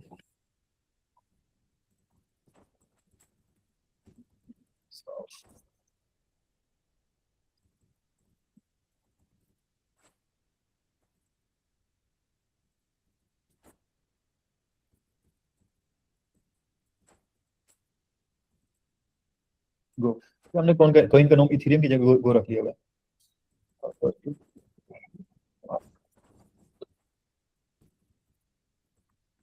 अब ये मैंने बेसिक सी कमांड क्या दिया है कि एक तो जी हम चाहते हैं कि यहाँ पे ना हमारा बैलेंस भी शो हो जाए, जो हमें बैलेंस यहाँ पे शो हो रहा है टोकन्स का, ये हमें यहाँ पे भी शो होना चाहिए। सही है, और इसके अलावा जब मैं इसको रिफ्रेश करता हूँ तो ये डिस्कनेक्ट ना हो जाए, मतलब ये कनेक्टेड रहे, अपनी स्टेट को परसिस्ट रखे। स्टेट को परसिस्ट कैसे रखेगा कि इसकी जो कनेक्शन है उसकी इन्फॉर्मेशन को हम लोकल स्टोरेज में कहीं ना कहीं सेव करवा देंगे। तो खैर उसको मैंने इसी से रिलेटेड एक command they the, let's see कि ये क्या करता है। इसके बाद हम इस पर एक और कमांड देंगे, बल्कि पैरेलल में एक कमांड दे देते हैं, ताकि आपको ये पता चल जाए कि पैरेलल में हम किस तरह से चीज़ों को लेके चलते हैं। यहाँ पे हम एक और थ्रेड ओपन करते हैं कि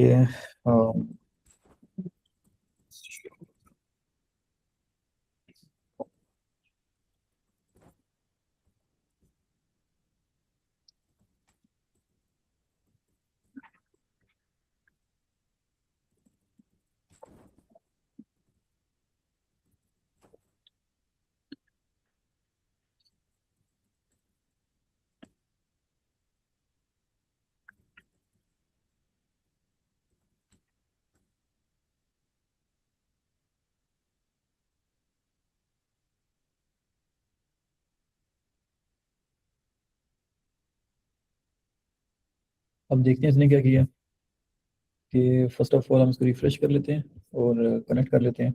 अब जैसे हमने कनेक्ट किया तो हमारे पास हमारे गो का बैलेंस आ गया, ठीक है, हमारे कॉइन का बैलेंस हमारे पास आ गया। और इसके अलावा हम अगर इसको रिफ्रेश करते हैं तो आप देख रहे हैं कि वो अब डिस्कनेक्ट नहीं हो रहा बल्कि कनेक्टेड ही है।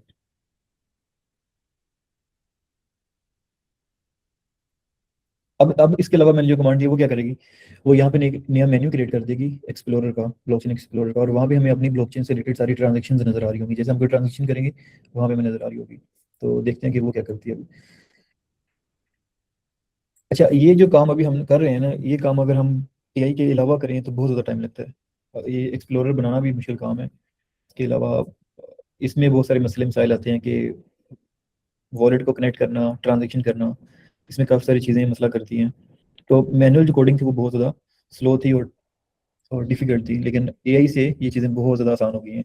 और कंपनीज को इसी से लेना देना नहीं है कि आप इसमें कोई एलएलएम यूज़ कर रहे हैं डेवलपमेंट के लिए, मैनुअली कर रहे हैं। एक्चुअल में जो चीज़ मैटर करती है वो ये करती है कि आप लोगों को पता होना चाहिए कि आप क्या कर रहे हो। जो आप कोड लिख रहे हो, क्या उसको साथ साथ थोड़ा बहुत रिव्यू भी कर रहे हो, क्या फंक्शनलिटी को प्रॉपर टेस्ट कर रहे हो।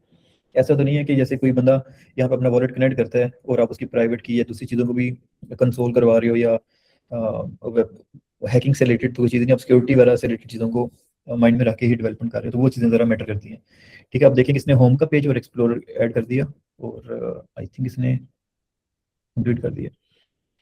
अब एक्सप्लोरर में जाते हैं। अब देखिए इसने कितना ज़बरदस्त एक्सप्लोरर बना दिया है। इसकी सिर्फ 3 ब्लॉक अभी तक क्रिएट हुए हैं। चेन आईडी हमारी ये है, ट्रांजेक्शन शोन 3, RPCURL, और ये रिसेंट ट्रांजेक्शन है। अब रिसेंट ट्रांजेक्शन की हम क्लिक करते हैं तो इसने उसकी डिटेल भी बता दी।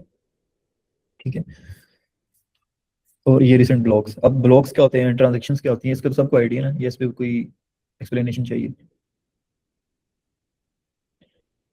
ये सर आइडिया है।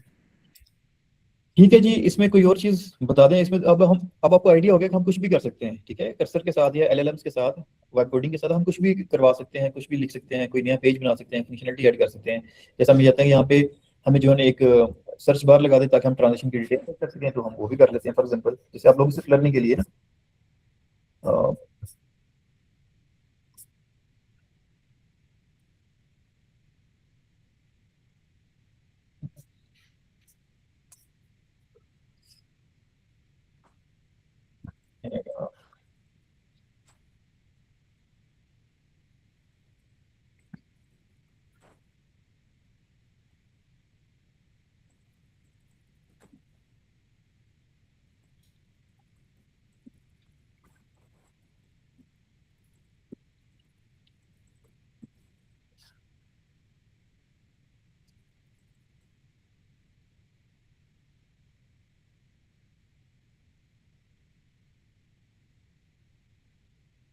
आज के दौर में जो मेन चीज़ मैटर करती है ना वो ये है कि आपको टेक्नोलॉजी का आइडिया है कि टेक्नोलॉजी करती क्या है, ब्लॉकचेन का मेन पर्पस क्या है। दूसरी चीज़ ये कि आपको क्लाइंट की रिक्वायरमेंट्स हैं वो क्लियर हैं कि नहीं है। अगर आपको क्लाइंट की रिक्वायरमेंट्स का सही तरीके से आइडिया हो गया, आपने उसको अंडरस्टैंड कर लिया है, तो उसको डेवलप करना कोई बड़ी बात नहीं है। जैसे क्लाइंट की रिक्वायरमेंट क्या हो सकती है, क्लाइंट एक तो क्लाइंट ये कहेगा कि जी मुझे सिंपल एक एप्लीकेशन चाहिए जहाँ पे मैं हेलो वर्ड राइट करवा सकूँ, रीड कर सकूँ, ये एक रिक्वायरमेंट है। क्लाइंट ये भी कह सकता है कि भाई मुझे इसमें एक्सप्लोरर भी चाहिए, इसमें ट्रांजेक्शन और रिव्यू भी कर सकूँ। अगर आपको एक्सप्लोरर का आइडिया नहीं होगा तो फिर आप इसको नहीं कर पाएंगे, बट अगर आपको आइडिया हो तो आप सिंपली उसको इस तरह का पेज बना देंगे। इसी तरह उसमें सर्च का वो कह सकता है कि इसमें सर्च बार हो जहाँ पे आप ट्रांजेक्शन की ट्रांजेक्शन का हैश ऐड करें या फिर कोई एड्रेस ऐड करें तो उसकी डिटेल बता दें, तो हम वो भी यहाँ पे कर सकते हैं। फॉर एग्जाम्पल यहाँ पे हम एक काम करते हैं, जो लिख रहा है जैसे वो लिख लेता तो फिर आप आगे देखते हैं।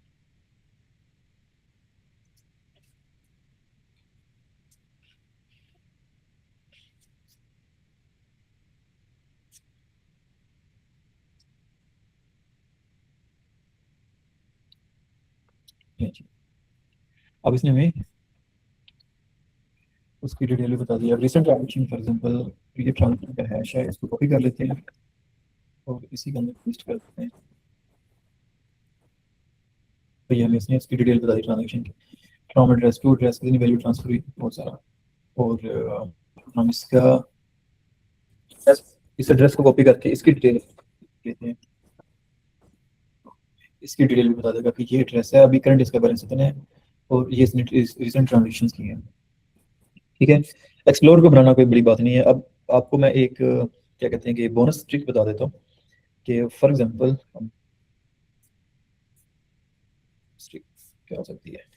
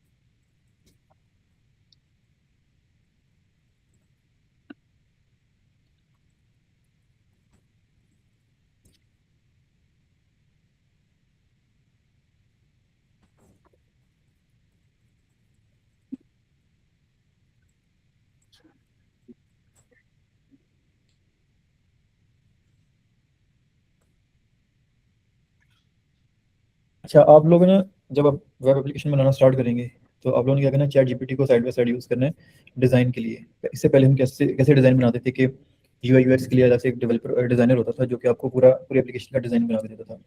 लेकिन अब आप चैट जीपीटी को यूज़ कर सकते हैं डिज़ाइनिंग के लिए।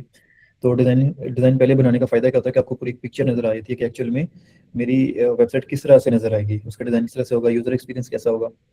तो वो आपको एक ही लुक में नज़र आ जाता है, फिर आप उस डिज़ाइन के साथ अपनी वेबसाइट डेवलप करा सकते हैं। तो ये एक एक्स्ट्रा ट्रिक आपको बता रहा हूँ, ठीक है। जैसे जब तक ये डिज़ाइन बन रहा है मैं आपको नेक्स्ट टास्क के बारे में बता देता हूँ, केयरफुली सुन लें और इसमें कोई क्वेश्चन हो तो प्लीज़ पूछ लें। हमारा जो नेक्स्ट टास्क होगा वो बेसिकली होगा कि आप लोगों ने एक दो प्रोजेक्ट चूज़ कर सकते हैं, दोनों में से कोई एक वोटिंग सिस्टम कह सकते हैं कि ब्लॉकचेन के अंदर वोटिंग सिस्टम बनाना है, तो उसका उससे रिलेटेड कॉन्ट्रैक्ट बनाएंगे, उससे रिलेटेड आपने अच्छी सी वेबसाइट बनानी है और वो मेटामास्क तक कनेक्ट होकर वोट कास्ट करेगा यूज़र। तो हर यूज़र का अपना अपना फॉर एग्जाम्पल वॉलेट है, जो वॉलेट कनेक्ट करेंगे उससे वोट कास्ट होगा। अगर वोट ऑलरेडी कास्टेड है तो वो एरर देगा। अच्छा, ये तो बिल्कुल बेसिक्स एग्जाम्पल है। अगर कोई ये वाला काम कर ले तो जो नेक्स्ट फेज इसका स्टेप होगा, जो नेक्स्ट आपने टास्क करना है वो ऑप्शनल है लेकिन कोशिश करेंगे सारे कर लें। वो होगा कि आपने एक NFT एप्लीकेशन बनानी है। NFT बेसिकली क्या होता है कि NFT एप्लीकेशन क्या होता है, एक तो NFT मार्केट प्लेस है जहाँ पे बहुत सारे यूजर आके अपने NFT रख सकते हैं, ऑप्शन पे लगा सकते हैं, उसको बाय सेल कर सकते हैं। वो उसकी बात नहीं कर रहा, आपने सिंपल एक एप्लीकेशन बनानी है जहाँ पे आके कोई भी यूज़र अपना NFT मिंट कर दे, उसकी इन्फॉर्मेशन दे और उसकी डिटेल ऐड करे, उसको मिंट कर दे। मिंट करने के बाद क्या होगा कि वो NFT आपके होम पेज पे डिस्प्ले हो जाएगा और उस पर क्लिक करने पे उसकी डिटेल नजर आ जाएगी, ठीक है। तो सिंपल ये वाला काम करना अपने जो आपका नेक्स्ट टास्क 2 है। टास्क 3 में क्या होगा कि आप उस NFT को ऑप्शन पे लगा सकते हैं, उसको सेल पे लगा सकते हैं, ठीक है। फिर उसके ऊपर बिडिंग ऐड हो सकती है, ठीक है। तो ये आपका टास्क 3 है। इसकी समझ आ गई सबको, या कोई क्वेश्चन है, कंफ्यूजन है तो प्लीज पूछ लें। हम लोग आपसे जो एक्सपेक्ट कर रहे हैं कि आप लोग ये जो टास्क है ये बहुत ज़्यादा इंपॉर्टेंट है। आप लोगों की जो परफॉर्मेंस हमें नजर आएगी ना वो हमें टास्क के साथ आएगी। खाली अटेंडेंस जो मैटर नहीं करती, अटेंडेंस के मार्क्स कम है लेकिन टास्क कंप्लीशन के मार्क्स जो वो ज़्यादा है। तो पिछले वीक के जितने भी आप लोग के टास्क हैं वो हमें नजर आने चाहिए। अगर कोई शख्स जो वो 2 वीक्स तक अपने टास्क कंप्लीट नहीं करता तो उसकी सिंपली इंटर्नशिप टर्मिनेट हो जाएगी, ठीक है। ये हमारी पॉलिसीज के अंदर है। तो आप लोगों ने टास्क जो लाजमी साथ कंप्लीट करने हैं, इसके बगैर ना तो आपको कोई सर्टिफिकेट मिलेगा ना ही आपको एक्सपीरियंस लेटर मिलेगा।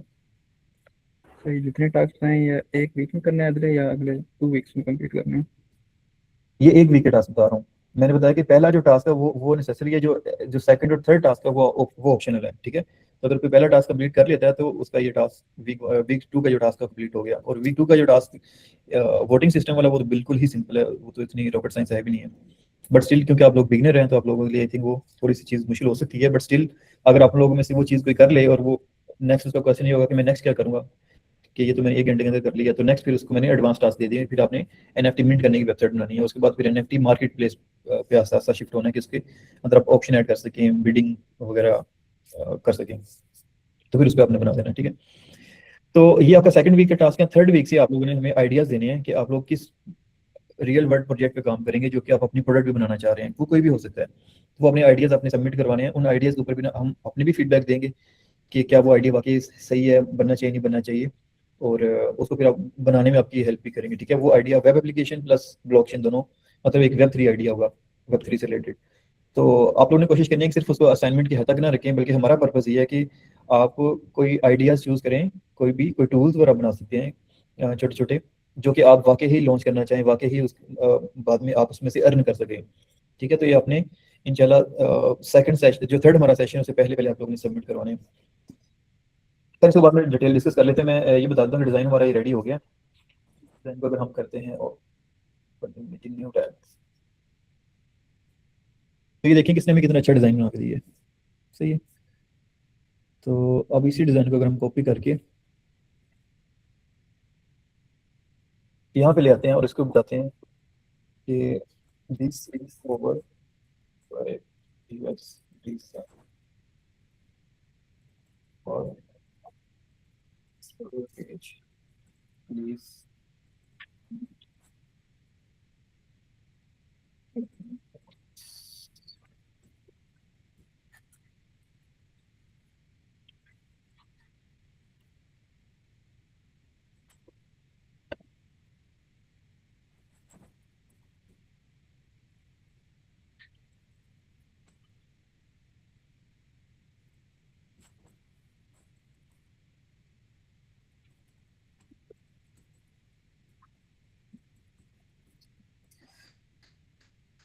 इसी से समझाइए, मैंने आपको बताई है। तो आप लोगों के जो प्रोजेक्ट्स हैं ना, जो भी आप आइडिया सबमिट करवाएंगे, अब चूंकि हमारे पास तो टाइम कम था, हमने डिज़ाइन पे इतना ज़्यादा फोकस नहीं किया, एंड पे सिर्फ मैंने आपको एक ट्रिक बता दी कि इस तरह से आप इसका डिज़ाइन इंप्रूव करवा सकते हैं। बट आप लोगों ने जो सबमिशंस करवानी है उसमें आपका डिज़ाइन बहुत अच्छा होना चाहिए।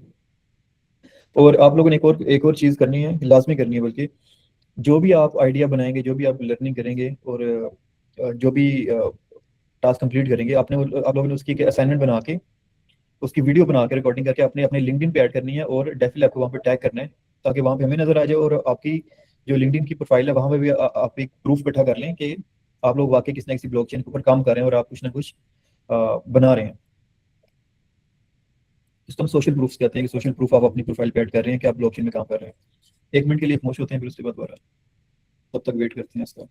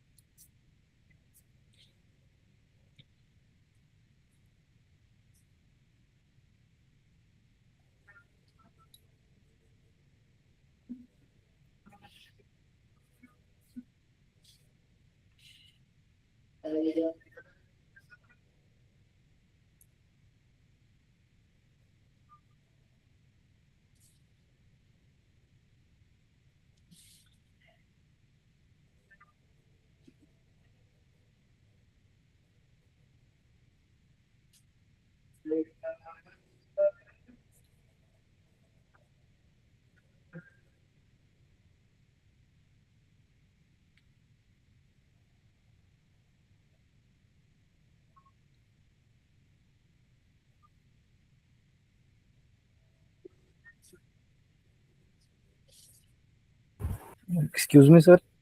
जी, सर आप जितने टास्क हैं इस वीक के, वो आप ग्रुप में एक दफ़ा टाइप कर सकते हैं टेक्स्ट की फॉर्म में? वो आपको डॉक्यूमेंट सेंड करके हो जाएगा। आपके टास्क हैं वो एम्प्टी डार्क पे भी मेंशन हो जाएंगे और अलग से डॉक्यूमेंट भी आपको मिल जाएगा अभी थोड़ी देर में। चलो ठीक है। और इनकी सबमिशन किधर करनी है? सबमिशन का भी आपको फॉर्म मिलेगा, वहाँ पे सबमिट करने हैं आपको। वीक 1 के भी सबमिशन का फॉर्म मिला होगा, वहाँ पे अपने वीक 1 के टास्क भी सबमिट करवाने हैं। और प्लीज़ टास्क सबमिशन को आप बहुत ज़्यादा सीरियस लें, क्योंकि ये चीज़ डिसाइड करेगी कि आप आगे कंटिन्यू कर सकते हैं कि नहीं कर सकते हमारे साथ। मैंने इसी वीक से ज्वाइन किया, तो मैं फिर जो पिछला वो लेट सबमिशन करवा सकते हैं उसकी? हाँ, कोई इशू नहीं है, वो करवा सकते हैं। जिन्होंने इस वीक से ज्वाइन किया वो पिछला एक तो पिछली जो रिकॉर्डिंग है उसको देख लें और टास्क भी सबमिट करवा दें, उसमें मसले वाली कोई बात नहीं है। चलो ठीक, शुक्रिया।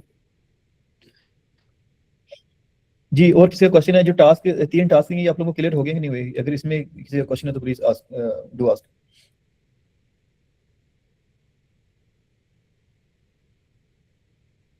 पेड कर्सर सबके पास है?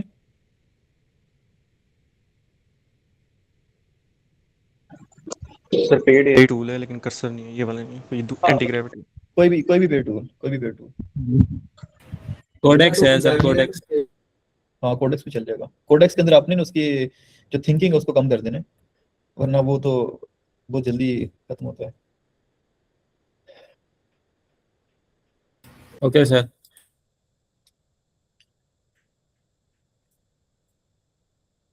जी, तो ये देखें हमारा जो एक्सप्लोरर का पेज था वो काफ़ी हद तक बन गया और इसमें होम पेज भी आ गया हमारे पास और एक्सप्लोरर भी आ गया। खैर आप इसको जितना मेच्योर बनाना चाहें, जितना खूबसूरत बनाना चाहें आप बना सकते हैं और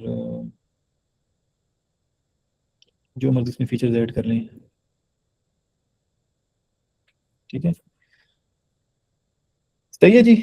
अभी स्टिल वो वर्क कर रहा है लेकिन हम इसको सेशन को एंड करते हैं। अगर स्टिल कोई क्वेश्चन है तो प्लीज़ आप लोग पूछ लें, वरना फिर हमारा आज का जो हमने चीज़ें कवर की हैं, बेसिक मैंने ब्लॉकचेन के बारे में आपको बता दिया और ब्लॉकचेन के अलावा मैंने डिफरेंट टाइप्स ऑफ ब्लॉकचेन के बारे में डिस्कस कर दिया और जो ईवीएम ब्लॉकचेन की क्या हिस्ट्री है, किस तरह से वो आगे बनी वो, और उसके बाद हमने सिंपल एक प्राइवेट ब्लॉकचेन हार्ड हैट से बनाई और वेब3 के साथ उसकी इंटीग्रेशन की रिएक्ट जेएस के एप्लीकेशन के अंदर, नेक्स्ट जेएस के एप्लीकेशन के अंदर, और इस ब्लॉकचेन का हमने एक्सप्लोरर भी बना दिया और इसमें हमने रीड राइट के ऑपरेशन को भी टेस्ट कर लिया। ठीक है, तो नेक्स्ट टास्क जो मैं अगेन रिपीट कर रहा हूँ, पहला टास्क आप लोगों का कि आपने एक वोटिंग सिस्टम बनाना है। ठीक है, उसका डिजाइन पेज होना चाहिए और आपने जब इसको बना लेंगे उसकी आपने रिकॉर्डिंग करके आपने लिंक्डइन के ऊपर आपने अपनी पर्सनल प्रोफाइल पे आपने शेयर करनी है और डेफिनेटली आपको वहाँ पे टैग करना है ताकि हम लोग भी देख लें और आपके पास अपना एक सोशल प्रूफ भी आ जाए, लोगों को भी आइडिया हो जाए कि आप लोग ब्लॉकचेन पे काम कर रहे हैं। ठीक है, ये चीज़ हेल्प करती है बाद में आपको जॉब्स ढूंढने में या फिर क्लाइंट्स को फाइंड आउट करने में। ठीक है, तब उन्होंने कोशिश की हम लिंक्डइन की प्रोफाइल को अप टू डेट रखें। इसी तरह जो वोटिंग सिस्टम वाला काम कर लेंगे, उन्होंने मार्केट प्लेस बनानी है NFT ERC 721 के साथ और उसमें टोकन मिंट होगा और सिंपल डिस्प्ले होगा। अगर आप ये भी काम कर लेते हैं तो थर्ड टास्क जो आपके पास वही होगा कि आपने प्रॉपर ऑप्शन सिस्टम भी बनाना है कि वो जो NFT टोकन्स आप उनको ऑप्शन पे भी ऐड कर सके, उसके ऊपर बिडिंग हो सके और सेल और बाय और सेल हो सके। तो जो दूसरा और तीसरा टास्क है ये ऑप्शनल है, पहला टास्क जो वो कंपलसरी है। ठीक है, तो तीनों टास्क आप जब भी करेंगे तो अपने अपने लिंक्डइन पे इसको ऐड करके तो हमें वहाँ पे टैग करना है। इसके अलावा आपको फॉर्म मिल जाएगा, वहाँ पे भी आपने लॉन्ग वीडियो सबमिट करवानी है। ठीक है जी, तो थैंक यू सो मच और हैव अ नाइस डे। अल्लाह हाफिज़।